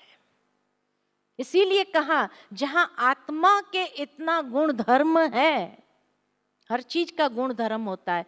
पानी का गुण धर्म है शीतलता, अग्नि का गुण धर्म है गर्मी। पानी को कितना भी उबालो, उबाल करके बाफ बन जाए, उसको रख दो, थोड़ी देर के बाद उसके गुण धर्म में आ जाएगा। या मानो पानी गर्म किया हो और गर्म पानी है, लेकिन कहाँ आग लगी और आपके पास और कोई सोर्स नहीं, गर्म पानी है, तो गर्म पानी डालने से भी वो आग बुझ जाती है। वो अपना गुण धर्म नहीं छोड़ता है, वो अपना गुण धर्म नहीं छोड़ता। भले गर्म पानी है तो आग को भड़का देगा, ऐसा नहीं करेगा, वो शांत ही कर देगा। तो इसी तरह भगवान अर्जुन को कहते हैं, जहां तुम्हारे पास इतनी पोटेंशियल है, तो ये पोटेंशियल को देखते हुए भी तुम भय करने योग्य नहीं है, क्योंकि जीवन का जो संघर्ष है इन्हीं गुणों के आधार से तुम्हें करना है।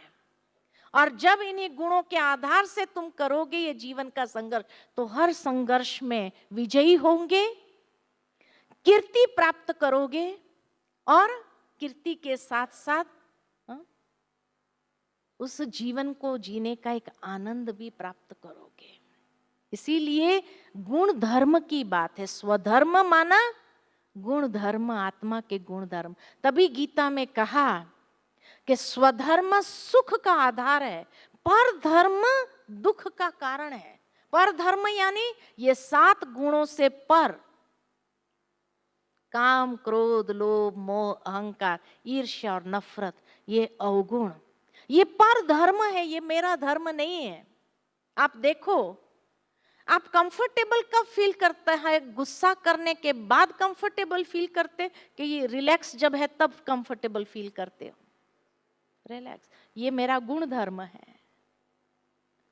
आप प्रेम स्वरूप हैं तब कंफर्टेबल फील करते हैं, या जब स्वार्थ युक्त होते हैं तब कंफर्टेबल फील करते हैं? कभी नहीं। स्वार्थ से कोई चीज हासिल कर लेंगे, लेकिन उसके बाद आपका मन कहीं ना कहीं कचोटता रहेगा, आप कंफर्टेबल फील नहीं कर सकते। तो इसीलिए देखा गया पर धर्म दुख का कारण है, स्वधर्म सुख का आधार है। ये 7 गुण ये सुख का आधार है, और पर धर्म यानी ये 7 से विपरीत अवगुण जो हमारी प्रभा को कम करता है, ये दुख का कारण है, और ये हमारी प्रभा को विकसित करता है, ये 7 गुण।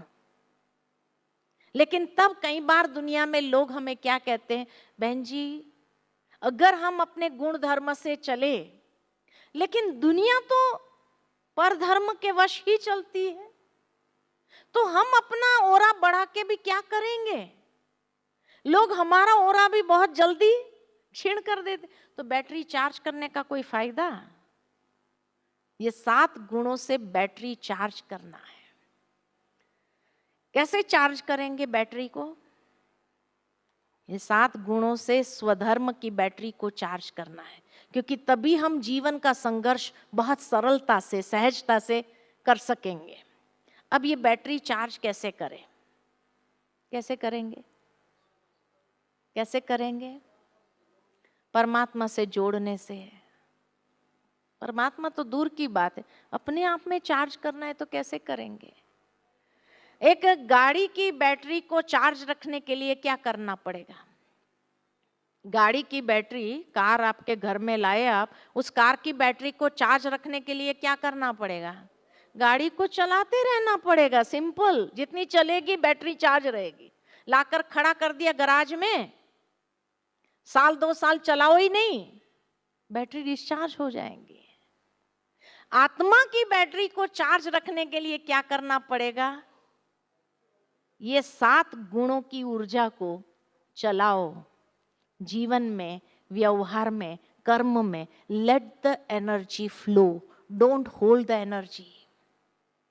जहां होल्ड किया उसको, वहां नुकसान करेगा। Let the energy flow, battery charge रहेगी। सिंपल टेक्निक है। उसको व्यवहार में चलने दो, रिश्तों में चलने दो, अपने कर्म में उसको चलने दो। लेट दैट एनर्जी फ्लो, तो बैटरी चार्ज रहेगी। इसीलिए कहा जाता है ज्ञान बांटने से बढ़ता है, प्यार बांटने से बढ़ता है ना? सुख बांटने से बढ़ता है, खुशी बांटने से बढ़ती है। कहते हैं ना, जितना बांटो बढ़ती जाएंगी, बैटरी चार्ज होती जाएंगी। लेकिन आज की दुनिया में लोगों ने क्या कर दिया? बांटना नहीं है, अपेक्षा रखनी है। ये व्यक्ति मुझे प्यार दे, ये व्यक्ति मुझे सुख दे, ये व्यक्ति मुझे शांति दे, ये व्यक्ति मुझे खुशी दे। अपेक्षा चालू कर दी, इसलिए हमारी बैटरी डिस्चार्ज हो गई।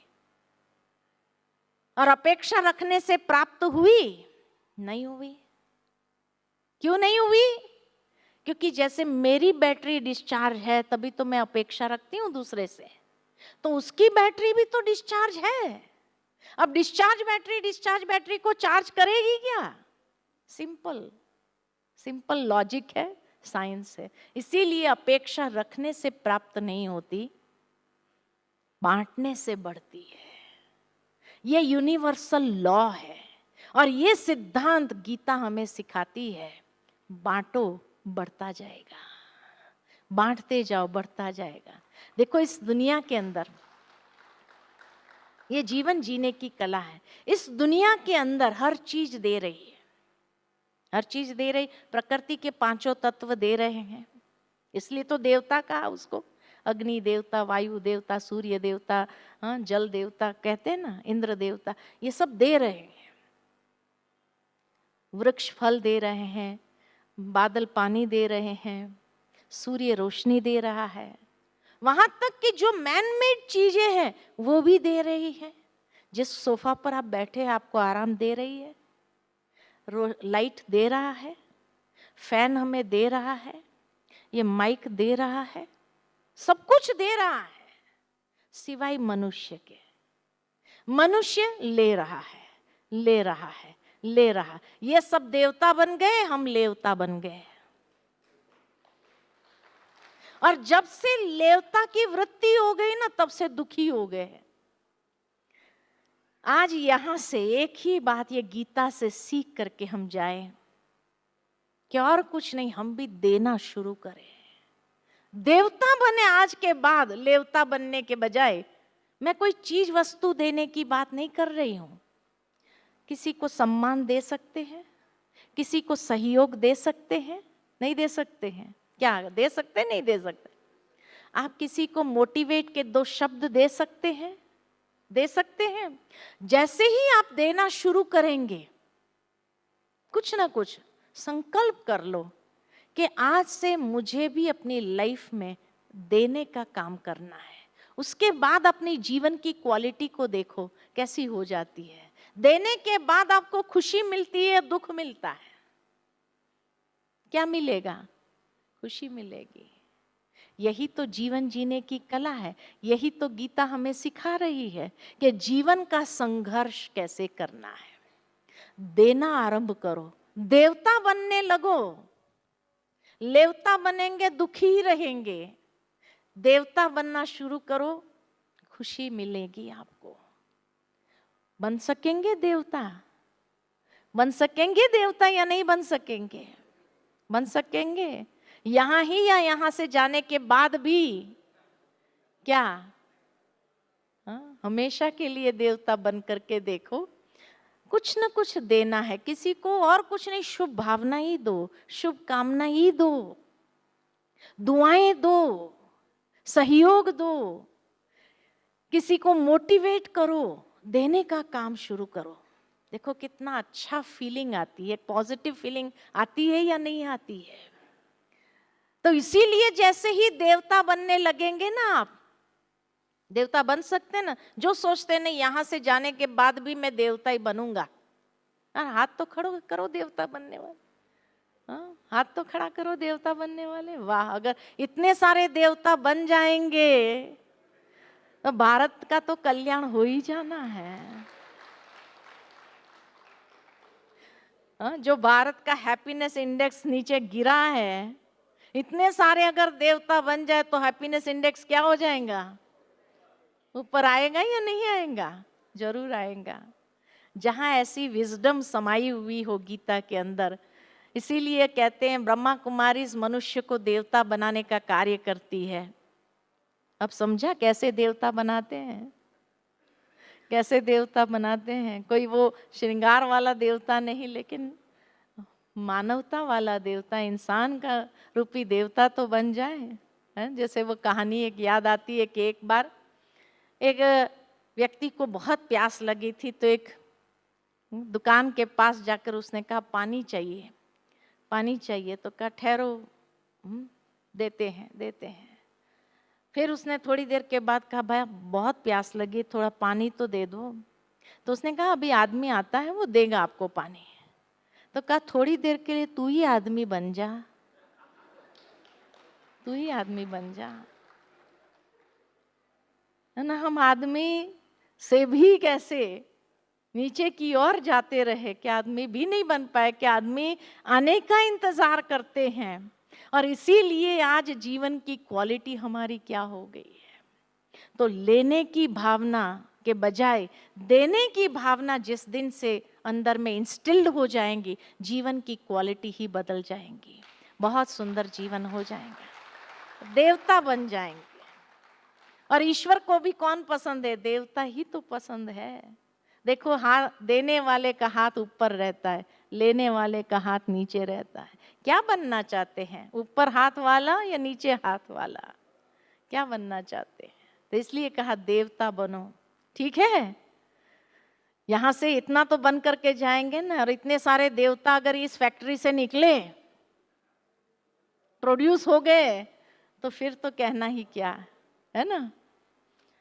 कई बार कई लोग कहते हैं हम देवता बनेंगे तो क्या होगा, दुनिया तो सारी डिस्चार्ज बैटरी वाली है, हम यहां से निकल करके जाएंगे, वो हमारी बैटरी तो बहुत जल्दी डिस्चार्ज कर देंगे। क्या फायदा फिर बैटरी चार्ज करने का और देवता बनने का? लोग एडवांटेज लेना चालू करेंगे।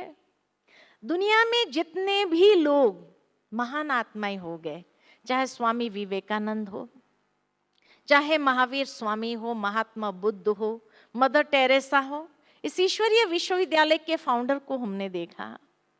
इन सभी महान हस्ती है, और भी जो भी यू कैन थिंक ऑफ, जो भी आपके सोर्स ऑफ इंस्पिरेशन हो, इन लोगों के जीवन में ऐसी क्या खास बात थी जो आज भी लोगों के लिए आइडियल बन गए, आइडल बन गए? कैसे बन गए? क्या था उनके जीवन के अंदर? ये देवताएं थे, दिव्य आत्माएं उनको कहा। क्यों दिव्य आत्माएं कहा? इनका जीवन अगर देखो आप, स्वधर्म के आधार पर आध्यात्मिक ज्ञान, पवित्रता, प्रेम, शांति, सुख, आनंद और शक्ति, विल पावर, तो लोगों के लिए सोर्स ऑफ इंस्पिरेशन बन गए। They were able to make a difference in the society. किसी ने उनका एडवांटेज नहीं लिया। अच्छा, स्वधर्म के आधार पर जीवन जीने का फायदा क्या? 3 बहुत बड़े फायदे। क्या क्या फायदे हैं? सबसे पहला फायदा, we are able to change situations, परिस्थिति को बदल सकते हैं। दूसरा फायदा, हम लोगों की मनोवृत्ति को बदल सकते हैं। और तीसरा फायदा, हम वायुमंडल को बदल सकते हैं। कैसे? स्वामी विवेकानंद के जीवन की बात याद आती है कि स्वामी विवेकानंद जब अमेरिका गए और वहां से जब लौट रहे थे, वाया लंदन होकर के आ रहे थे, वहां उन्हें एक सभा को संबोधित करना था। जब वहां गए तो क्या देखते हैं कि भरी सभा में गीता का अपमान किया है। सबसे नीचे गीता को रख दिया, बाकी सारे शास्त्र ऊपर रखे, टॉप पर बाइबल को रखा, और भरी सभा में हंसी उड़ाई कि आपकी गीता भी आउटडेटेड है, हमारी बाइबल टॉप पर है। आज की दुनिया का कोई डिस्चार्ज बैटरी वाला वहां होता था तो क्या करता था? Can you imagine? क्या करता था? हंगामा शुरू कर देता था, मारपीट आरंभ कर देता था, किताबों को फाड़ना चालू कर देता था, और हर न्यूज की हेडलाइंस में आ जाता था कि गीता का अपमान और इतना तोड़ फोड़, इतना मारपीट हो गई। और उसका इंपैक्ट भारत में क्या होता था? इनोसेंट लोग मारे जाते थे। यह डिस्चार्ज बैटरी का कमाल है। परंतु स्वामी विवेकानंद चार्ज बैटरी थे। उन्होंने क्या किया? मुस्कुराए, मुस्कुराए और कहा, आपने जो गीता का सम्मान किया उसका धन्यवाद कैसे करूं? लोग हंसने लगे, इस व्यक्ति को इतना भी समझ नहीं कि हमने सम्मान किया कि अपमान किया। स्वामी विवेकानंद आगे बढ़े, नीचे से गीता को खींचा, सारे शास्त्र गिर गए। कहा, आपने तो गीता को फाउंडेशन में रख दिया। अगर गीता को फाउंडेशन से हटाया जाए तो दुनिया का कोई धर्म, कोई शास्त्र टिक नहीं सकता है। The whole situation was changed. यह है चार्ज बैटरी का कमाल, है ना। यह है स्वधर्म के आधार पर जीने का कमाल। सिचुएशन बदल हो गई। डिस्चार्ज बैटरी वाला परिस्थिति का शिकार बनता है, दूसरों को भी बनाता है। लेकिन चार्ज बैटरी परिस्थिति को मास्टर कर लेता है। आप लोग क्या चाहते हैं जीवन में? परिस्थिति को मास्टर करना चाहते हैं या उसके शिकार बनना चाहते हैं? मास्टर कैसे करेंगे? Charge yourself. अपनी बैटरी को ये पोटेंशियल 7 गुणों की पोटेंशियल से चार्ज करो। You will be able to master the situation, है ना? मास्टर कर लेंगे, अधीन नहीं होंगे, शिकार नहीं होंगे। और इसीलिए आज से समझ लेना कि जो ज्यादा हंगामा करता है, समझ लेना ये सबसे ज्यादा डिस्चार्ज बैटरी है। उस डिस्चार्ज बैटरी के साथ अपना सर खपाना नहीं है, वो आपकी बैटरी भी डिस्चार्ज कर देगा। इसीलिए चार्ज बैटरी रहो, मुस्कुराते रहो, राइट? आप चार्ज बैटरी बन जाओ and empower them also, empower them with your power. ये है चार्ज बैटरी। सिचुएशन को तो बदल देते हैं, लोगों के एटीट्यूड बदल गए। जैसे ही स्वामी विवेकानंद वहां से चले, लोग उसके पीछे पीछे चलने लग पड़े। ये कौन व्यक्ति है जिसको गुस्सा नहीं आया? लोगों ने गीता को समझना चाहा उसके बाद कि ऐसी क्या गीता की टीचिंग्स है कि जिसके माध्यम से ये व्यक्ति इतना self empowered, strong will power वाला बन गया, सोर्स ऑफ इंस्पिरेशन हो गया। इसी तरह महावीर स्वामी के जीवन में, वो जहां बैठते थे तपस्या करने के लिए, सारा वायुमंडल चार्ज हो जाता था। हिंसक प्राणी उस वायुमंडल में आ जाते थे, वो भी अपनी हिंसक वृत्ति को छोड़कर अहिंसक होकर के पास में हो जाते थे। हम सुनते हैं, ये कहानियां नहीं है, महात्मा बुद्ध के जीवन की बातें हैं। अंगुलीमल नाम का डाकू उसके सामने आया, उसने उसको भी एम्पावर कर दिया। मदर टेरेसा, इस ईश्वरीय विश्वविद्यालय के फाउंडर को हमने देखा। आज देखो, दुनिया में कहा जाता कि 2 बहनें इकट्ठी एक घर में नहीं रह सकती है। आज इस संस्था में समर्पित होकर के 40,000 बहनें सारे भारत भर में हैं। जहां 2 बहनें इकट्ठी एक घर में नहीं रह सकती, आज 40,000 बहनें मिलकर के एक ही फोकस को लेकर के, एक ही लक्ष्य को लेकर के अगर चल रही है सारे विश्व के अंदर, इससे बड़ा आश्चर्य और क्या हो सकता है? ये क्यों? क्योंकि पिताश्री ब्रह्मा बाबा ने खुद की बैटरी को भी चार्ज किया और दूसरों को भी एम्पावर करना सिखाया कि आप भी अपनी बैटरी को चार्ज करो, जैसे मैंने किया है। और स्वामी विवेकानंद ये कहते रह गए, मुझे 100 लोग खाली अपने जैसे मिल जाए, 100 युवा मिल जाए, मैं ये भारत का नक्शा बदल दूंगा। लेकिन अफसोस उस जमाने में उसको 100 लोग नहीं मिले। लेकिन पिताश्री जी ने ये गाइड किया कि जैसे मैंने एम्पावर किया है, अपनी बैटरी को चार्ज किया है, आप लोग भी करो। और ये दुनिया को बदलना है, ये लक्ष्य दे दिया। We have to transform ourselves and when I change, the world changes. मेरी कर्मों की सृष्टि बदलने लगती है। हमें दुनिया को बदलने की जरूरत नहीं, इसको बदलूं, इसको बदलूं, इसको बदलूं, बदलने की जरूरत, मैं खुद को तो बदलूं। जब मैं खुद को बदलूंगी तो सब कुछ बदलने लगेगा, है ना? वो एक बार एक पिता अपने कोई काम में बहुत व्यस्त थे और उसका छोटा बच्चा बार बार उसको आकर डिस्टर्ब कर रहा था, बार बार कुछ ना कुछ कर रहा था। पिता ने सोचा कि अब इसको कोई ना कोई बात में बिजी रखना है, तो सामने एक न्यूज़पेपर देखा जिसके ऊपर वर्ल्ड का नक्शा था, फाड़ा और कहा इस वर्ल्ड के नक्शे को जोड़ दो। उसको लगा टाइम लगेगा इसको, तब तक मैं अपना काम पूरा कर लूं। लेकिन देखा 5 मिनट के अंदर बच्चे ने जोड़ दिया।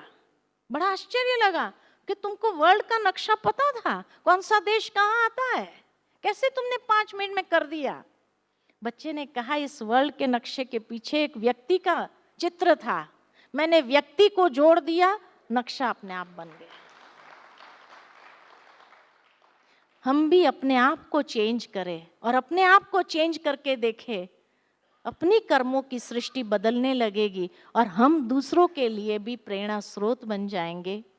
दूसरे हमसे इंस्पिरेशन लेकर अपने आप बदलना शुरू करेंगे। बाकी किसी को बदलने जाएंगे, किसी को बदल नहीं पाएंगे, और उसमें जो फ्रस्ट्रेशन क्रिएट होगा वो बहुत ज्यादा होगा। इसलिए अपनी रिस्पॉन्सिबिलिटी तो हम ले सकते हैं, यही गीता हमें सिखाती है। और इसीलिए कहा भगवान ने अर्जुन को, हे अर्जुन, स्वधर्म को देख करके भी तू भय करने योग्य नहीं है। तुम दूसरे को चेंज नहीं करो, तुम अपने स्वधर्म के आधार पर जीना आरंभ करो। ये जीवन का संघर्ष उसी के आधार पर करना आरंभ करो। भय करने की जरूरत नहीं है, क्योंकि यही धर्म युक्त युद्ध से बढ़कर अन्य कोई परम कल्याणकारी मार्ग ही नहीं है। इससे श्रेष्ठ मार्ग, when I change, when I charge my battery, उससे श्रेष्ठ मार्ग दूसरा कोई है ही नहीं। किंतु यदि तुमने ये नहीं किया तो क्या होगा? कीर्ति को भी खोएगा, धर्मयुक्त युद्ध भी नहीं कर पाएगा, वो हर युद्ध में हार जाएगा, कीर्ति को भी खोएगा और स्वधर्म को भी खो देगा, है ना। और तुम इतना निर्बल हो जाओगे, स्वधर्म माना बैटरी डिस्चार्ज हो गई तो इतना निर्बल हो जाओगे कि हर बार हर परिस्थिति का शिकार बनते जाएंगे। आज व्यक्ति के अंदर फिजिकल इम्यूनिटी कम हो जाती है तो क्या होता है? हर वायरस उसको अटैक करता है, हर रोग का शिकार बनता जाता है। लेकिन अगर फिजिकल इम्यूनिटी हाई है तो कैसे भी वातावरण में चले जाए, कोई वातावरण उसको प्रभावित करने वाले नहीं। ये गीता ज्ञान है। इसलिए भगवान कहते हैं आत्मिक संपत्ति ही स्थिर संपत्ति है। यह ज्ञान योग सांख्य सिद्धांत अनुसार, ये सांख्य योग है, ये वास्तविक नॉलेज है, ये विजडम भगवान देते हैं। और फिर उसके बाद कर्म योग, 53वें श्लोक से आगे कर्म योग का ज्ञान देते हैं और कहते हैं, हे अर्जुन, यदि तुम युद्ध में मरोगे, यानी जीवन का संघर्ष करते करते मर भी गए, तो भी तुम स्वर्ग में राज्य को प्राप्त करोगे। और युद्ध में जीतोगे, जीवन के संघर्ष में जीत गए तो पृथ्वी पर स्वराज्य भोगोगे। जैसे ये महान हस्तियों ने भोगा पृथ्वी पर स्वराज्य, स्वामी विवेकानंद, महावीर स्वामी, महात्मा बुद्ध, पृथ्वी पर स्वराज्य भोगोगे। आज दिन तक वो स्वराज्य भोग रहे हैं। तो वास्तव में ये संघर्ष, ये युद्ध आसुरी और दैवी संस्कारों के बीच में चलता है। यदि कोई व्यक्ति अपने आसुरी संस्कारों को जीत लेता है तो वह स्वर्ग में भी देव पद को ही प्राप्त करेगा। इतनी उच्च प्राप्ति इससे होती है। इसलिए भगवान कहते सात्विक प्रकृति को लेकर के जियो। फिर आगे कर्म का आधार और विशेषताएं बताते हैं भगवान, और बहुत सुंदर बात कहते हैं और कहा, इस कर्म के द्वारा, इस कर्म माना ये सातों गुणों के आधार पर, स्वधर्म के आधार पर जब व्यक्ति कर्म का करेगा तो कर्मों के बंधन से छूट जाएगा। कर्म का बंधन कैसे बनता है? जब वैल्यूज के बजाय अवगुणों को लेकर के चलते हैं तो बंधन क्रिएट होता है। बंधन से मुक्त होना है तो सिंपल टेक्निक है, तुम वैल्यूज को लेकर के चलो, स्वधर्म को लेकर के चलो, हर कर्म का आचरण स्वधर्म के आधार पर करो तो तुम कर्मों के बंधन से छूट जाएगा। बंधना चाहते हैं, छूटना चाहते हैं? क्या करना चाहते हैं जीवन में? बंधना चाहते हैं, छूटना चाहते हैं? हर इंसान फ्रीडम चाहता है, लेकिन आज हर इंसान बंधन वाला जीवन जी रहा है। क्यों? क्योंकि अवगुण पर धर्म के वश है, इसलिए बंधन क्रिएट ही होता जाता है। और इतने कॉम्प्लिकेटेड जीवन को अपना लिया है, जीवन शैली को अपना लिया कि अब उसमें से बाहर आना उसको मुश्किल लग रहा है। लेकिन जब ये स्वधर्म को लेकर के जिएगा, कर्म करेगा, तो हर कर्म उसको कर्म बंधन से मुक्त करता जाएगा। इसीलिए कर्म बंधन मुक्त जीवन चाहते हैं। फिर आगे भगवान कहते हैं, इसमें बीज का नाश नहीं है और प्रकृति के पास भी कोई उपाय नहीं कि उसको नष्ट कर सके।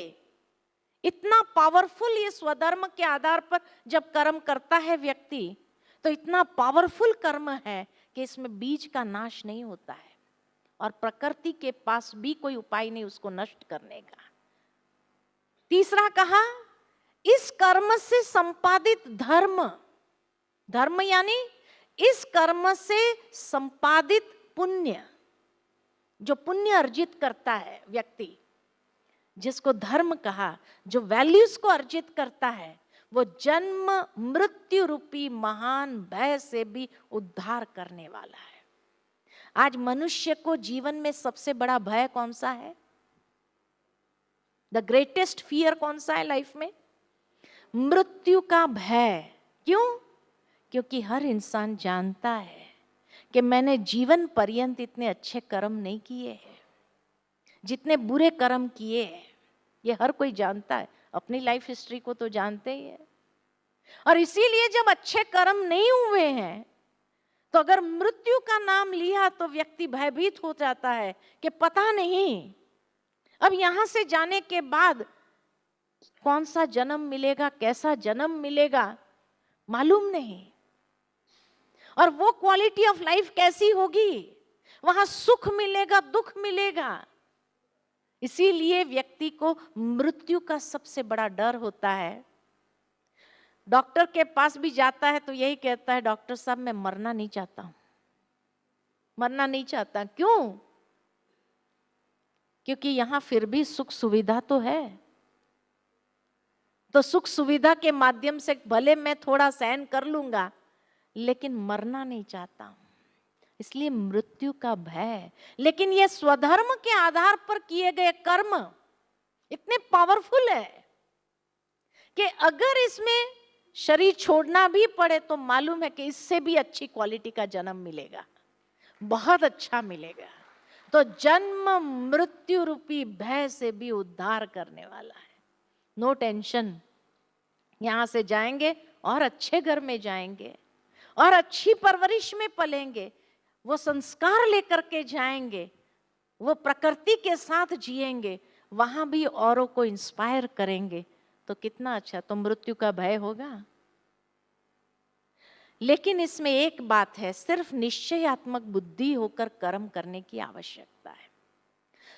संशय बुद्धि नहीं हो जाओ, पता नहीं मैंने ऐसा किया तो क्या होगा, उसने क्या कहा, उसने क्या किया, वो क्या कहेगा, वो डोंट डाउट। फेथ के साथ आगे बढ़ो, उस फेथ, अपने में फेथ रखते हुए आगे बढ़ो। स्वधर्म के आधार पर जो कर्म करेंगे उसमें जब फेथ आ जाती है, विश्वास आ जाता है, निश्चय बैठ जाता है, तो और भी अच्छा ही होगा।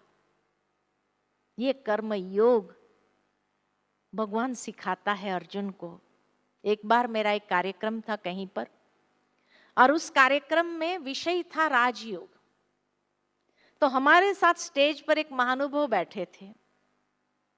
वो खड़े हुए प्रवचन करने के लिए, अपना भाषण करने के लिए उन्होंने कहा कि भगवान ने हमें कर्म योगी बनाया है, राजयोग से हमारा कोई वास्ता नहीं है। और कर्म योगी बनाया, हम अपना कर्म निष्ठा से करते हैं, हम अपना कर्म एक्यूरेट करते हैं, अपने बच्चों की परवरिश अच्छी करते हैं, अपने परिवार को अच्छी तरह से पालते हैं, अच्छे संस्कार, ये कर्म हम अपना निष्ठा से करते हैं और उसमें हम खुश हैं। ऐसा बोल करके वो तो बैठ गए। लेकिन उसकी बात ने मुझे इतना मजबूर किया कि क्या यही कर्म योग है? और तब मैंने गीता को पढ़ना चालू किया, क्योंकि अगर यही कर्म योग गीता में है, फिर तो आज पशु पक्षी भी अपना कर्तव्य निष्ठा से कर रहे हैं। एक कुत्ता भी अपना कर्तव्य निष्ठा से करता है, अपने बच्चे को पालता है, उसको भी सिखाता है। एक पक्षी भी अपने बच्चे को पालते हैं, दाना लेकर आते हैं, उसके लिए खुराक लाते हैं, उसकी परवरिश करते हैं, उसको उड़ना सिखाते हैं। तो क्या वो भी कर्म योगी हो गए? क्या यही कर्म योग की परिभाषा है? तब मैंने गीता को पढ़ना चालू किया और तब मुझे समझ में आया कि कर्म योग किसको कहा, कि स्वधर्म के आधार पर व्यक्ति जब कर्म करता है उसको कहा जाता कर्म योगी बनना, नहीं तो कर्म भोगी बनता है। यानी हर कर्म भोगना का अनुभव कराएगा, क्योंकि अगर पर धर्म के आधार पर कर्म किया, वैल्यूज के बजाय अवगुणों को लेकर के कर्म किया, तो वो कर्म भोगना का अनुभव कराएगा या प्राप्ति का अनुभव कराएगा, दुख की भोगना का अनुभव कराएगा। तो भगवान ने जो गीता में कर्म योग दूसरे अध्याय में ही अर्जुन को सिखाया कि जो आत्मा के सातों गुण है, जो स्वधर्म है, उस स्वधर्म को प्रैक्टिकली कर्म में अप्लाई करना शुरू करो। ये कर्म योग कितना पावरफुल है ये बताया। तो कर्म योग की परिभाषा खाली कर्तव्य करना, अपने परिवार को पालना, उसको नहीं कहा जाता है। वो तो कैसे भी लोग कर लेते हैं, लेकिन उसके बाद जो फल की प्राप्ति होगी वो भोगना होगी या प्राप्ति होगी, ये हमें डिसाइड कर लेना है कि कौन सी प्राप्ति करना चाहते हैं। तब गीता का एक फेमस श्लोक आता है इसके बाद, और वो श्लोक क्या है? हे अर्जुन, कर्म किए जा, फल की चिंता मत कर। कर्म करने पर तेरा अधिकार है, फल पर नहीं। इसलिए कहा कर्म किए जा, फल की चिंता मत कर। लेकिन आजकल तो हर कोई पहले फल की चिंता करता है। एक छोटे बच्चे को भी आप कहो पानी का ग्लास ले आओ, तो वो भी अपने माँ बाप से पूछेगा क्या मिलेगा, क्या मिलेगा, क्या देंगे जो मैं ये पानी का ग्लास ला करके दूं। और अगर कुछ इंसेंटिव उसको दो तो वो पानी का ग्लास भी लेकर के आएगा। तो आजकल तो हर कोई फल की चिंता पहले करता है। फिर ये गीता का श्लोक रिवर्स हो गया। इसीलिए भगवान ने जीवन जीने की कला में कहा कर्म किए जा, फल की चिंता मत कर। क्यों नहीं करना है? अब उसका रहस्य समझो। उसका रहस्य ये है कि जो कर्म करेगा फल उसकी परछाई बन जाता है। जिस तरह व्यक्ति अपने आप को परछाई से अलग नहीं कर सकता है, जैसे जैसे चलता है परछाई उसके साथ साथ चलती ही है, ऐसे मनुष्य जो कर्म करेगा फल उसकी परछाई है। इसलिए इनसेपरेबल है वो। अच्छा करेंगे तो अच्छा ही मिलेगा, बुरा करेंगे तो बुरा ही मिलेगा। It's inseparable. इसलिए भगवान अर्जुन को कहते तू फल की चिंता मत कर, कर्म पर फोकस कर। और जब कर्म पर फोकस करेंगे, कर्म अच्छा होगा तो फल तो अच्छा ही है। तो फल की चिंता क्यों करता है? Don't focus on the fruits, focus on the कर्म। कर्म की क्वालिटी क्या है उस पर फोकस करो। स्वधर्म के आधार पर कर्म है। लेकिन तब कई बार कई लोग हमें क्या कहते, बहन जी आज की दुनिया के अंदर जो बुरा कर्म करने वाला है वो तो मौज करता है, अच्छा कर्म करने वाला वो दुख भोगता है। तो इसीलिए व्यक्ति किस ओर प्रेरित होगा? बुरे कर्म की ओर ही प्रेरित होगा। एक कहानी मुझे याद आती है। एक बार दो व्यक्ति रास्ते से जा रहे थे। एक व्यक्ति बड़ा ईमानदार था, दूसरा बड़ा बेईमान था। दोनों के आपस में कोई पहचान नहीं थी, दोनों अपने अपने रास्ते जा रहे थे चलते हुए। लेकिन जैसे ही आगे बढ़े तो रास्ते के बीचों बीच एक बटुआ पड़ा था। तो बेईमान जो था तुरंत जाता है, उस बटुए को उठाता है और देखता है उसमें 1000 रुपया पड़ा है। बड़ा खुश हो गया, तो बिना मेहनत के ही पैसे मिल गए। लेकिन फिर उसके मन में आया इसने भी देखा तो ऑफर करनी चाहिए कि भाई दोनों ने देखा तो जो उसमें माल है आधा आधा बांट लेते हैं। तो उसने ईमानदार से कहा कि देख भाई ये बटुए के अंदर 1000 रुपया पड़ा है, आप 500 रख लो, मैं 500, क्योंकि हम दोनों ने देखा तो 500-500 कर लेते हैं। अब वो तो बड़ा ईमानदार था। उसने कहा कि देख भाई जिस व्यक्ति का ये बटुआ होगा अंदर एड्रेस तो जरूर होगा, अगर उसको देके आएंगे खुश हो जाएंगे, दुआएं देंगे। तो बेईमान ने कहा कि देख भाई, पहली बात तो इसमें एड्रेस है नहीं, अगर होता था तो भी मैं देने वाला नहीं था। कहा क्यों? तो कहा इसलिए कि अगर उसके नसीब में होता था ना तो गिरता ही नहीं था, और गिरने के बाद यहां से पहला नंबर हम ही जा रहे हैं। इसका मतलब ये हमारे नसीब का है तो उसको प्रसाद मान के स्वीकार कर लेना चाहिए। अब उसको ढूंढने का ये टाइम वेस्ट है। का तुम नहीं ढूंढ सकते, हम पुलिस वालों को दे देते, उसने कंप्लेन लिखाई होगी। का लेकिन अगर उसके नसीब में ही नहीं होगा तो पहुंचेगा ही नहीं। तो बेईमान ने जब ये बात कही तो ईमानदार ने कहा कि देख भाई, मुझे तो नहीं चाहिए, तुम्हें चाहिए तुम पूरा रख लो। कहा ठीक है, मैं तो पूरा रखने के लिए तैयार हूं। बड़ा खुश हो गया, अपने जेब में डाल दिए पूरे 1000 के 1000 और अपने नसीब का है प्रसाद मान के स्वीकार कर लिया उसने। जैसे ही थोड़ा आगे बढ़े तो जो ईमानदार था उसको पैरों में इतना जोर से कांटा लगा कि खून निकलने लगा। तो बेईमान उस वक्त उसको कहता है, बड़ी ईमानदारी की बातें कर रहा था ना, तभी ये कांटे लगते हैं। बेईमानी के राह पर चलो, पर्स मिलेगा। अब उसी समय ऊपर से कुछ देवताएं गुजर रहे थे। देवताओं ने जब ये बात सुनी तो कहा क्या बात है, ये तो कलयुग के अंदर। सब मिलकर के भगवान के पास गए और भगवान से कहा, भगवान ये चित्रगुप्त कुछ गड़बड़ कर रहा है। कहा क्या बात है? तो कहा कि ये 2 व्यक्ति जो है ना नीचे, एक बड़ा बेईमान है, एक बड़ा ईमानदार है। बेईमान को पर्स मिल रहा है और ईमानदार को कांटे लग रहा है। होना उल्टा चाहिए कि ईमानदार को पर्स मिलना चाहिए, बेईमान को कांटा लगना चाहिए। उल्टा हो रहा है। चित्रगुप्त जरूर कुछ गड़बड़ कर रहा है।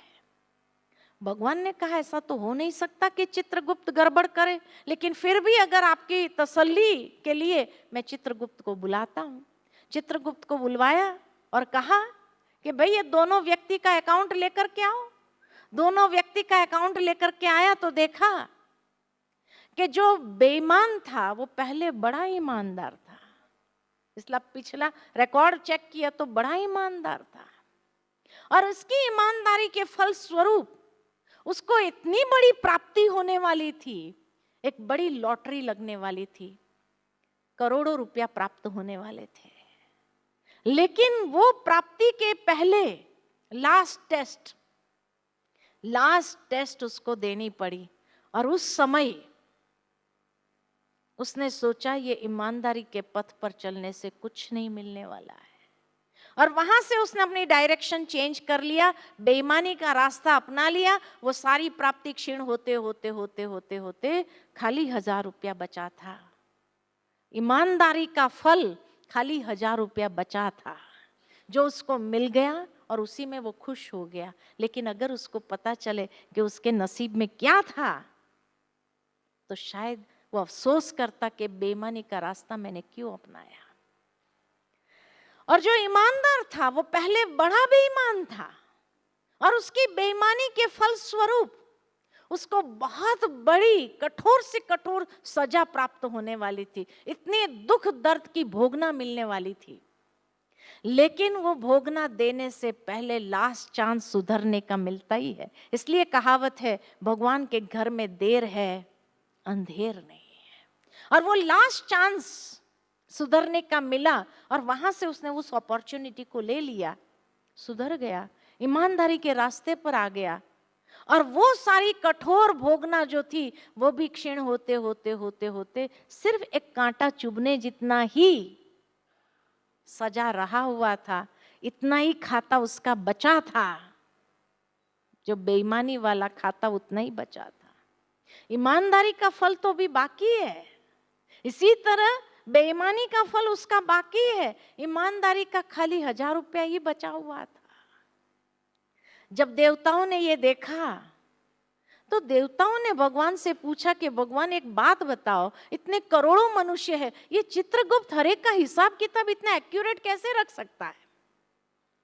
एक नाम वाले कितने लोग होते हैं तो भी गड़बड़ नहीं हो सकती है। भगवान ने कहा उसका नाम ही है चित्रगुप्त। गुप्त, चित्रगुप्त। कि जब मनुष्य का जन्म होता है ना, इस संसार में जब आते हैं तो गुप्त रीति से अंदर एक कैमरा फीड कर देता है। हर इंसान के अंदर एक कैमरा लगाया हुआ है जो स्टिंग ऑपरेशन करता रहता है, स्टिंग ऑपरेशन करता जाता है। क्या भावना है, किस तरह की भावना है, क्या कर्म है, हर बात का स्टिंग ऑपरेशन होता है। और लास्ट में जब व्यक्ति शरीर छोड़कर ऊपर आता है तो वो उस समय वो कैमरा निकाल करके सारी रील उसके सामने खड़ा कि अब कहाँ बताओ। नहीं तो मनुष्य ऐसा प्राणी है, कर्म करने के बाद ऊपर जाकर कहेगा मैंने नहीं किया। झूठ बोलने में बड़ा होशियार है, कहेगा मैंने नहीं किया, मैंने नहीं किया। इसलिए स्टिंग ऑपरेशन करना जरूरी है उसका। तो चित्रगुप्त हर कर्म का गुप्त चित्र निकालता जाता है और तब उसका फल भी निश्चित हो जाता है। तब मनुष्य ने पूछा कि हे भगवान इतना तो बता दो, वो कैमरा कहाँ रखा हुआ है। चित्रगुप्त ने, भगवान ने कहा अगर वो बता दिया जाए तो मनुष्य सबसे पहला काम क्या करेगा? ऑपरेशन करवा के कैमरा ही निकलवा देगा। इसलिए चित्रगुप्त, गुप्त रीति से याद रखना, हर कर्म का गुप्त चित्र निकलता जा रहा है, अच्छा कर्म का भी और बुरे कर्म का भी। और इसीलिए कर्म किए जा फल की चिंता मत कर, मिलना ही है, वो तो परछाई है कि नहीं? इसलिए मिलना ही है। फिर आगे भगवान कहते हैं बस 2 बातों से सावधान रहना। कर्म करते समय आसक्ति और संग दोष को त्याग कर सिद्धि असिद्धि में समान भाव रखकर योग में स्थित होकर निष्काम कर्म कर। ये समत्व भाव, ये बैलेंस, यही तो योग है। योग का मतलब क्या है? योग मीन्स बैलेंस इन लाइफ। जीवन के अंदर संतुलन, समत्व भाव, उसी का नाम योग है। आसक्ति और संग दोष में जब व्यक्ति आ जाता है, उसके प्रभाव में जब आ जाता है तो इम्बैलेंस क्रिएट हो जाता है लाइफ में।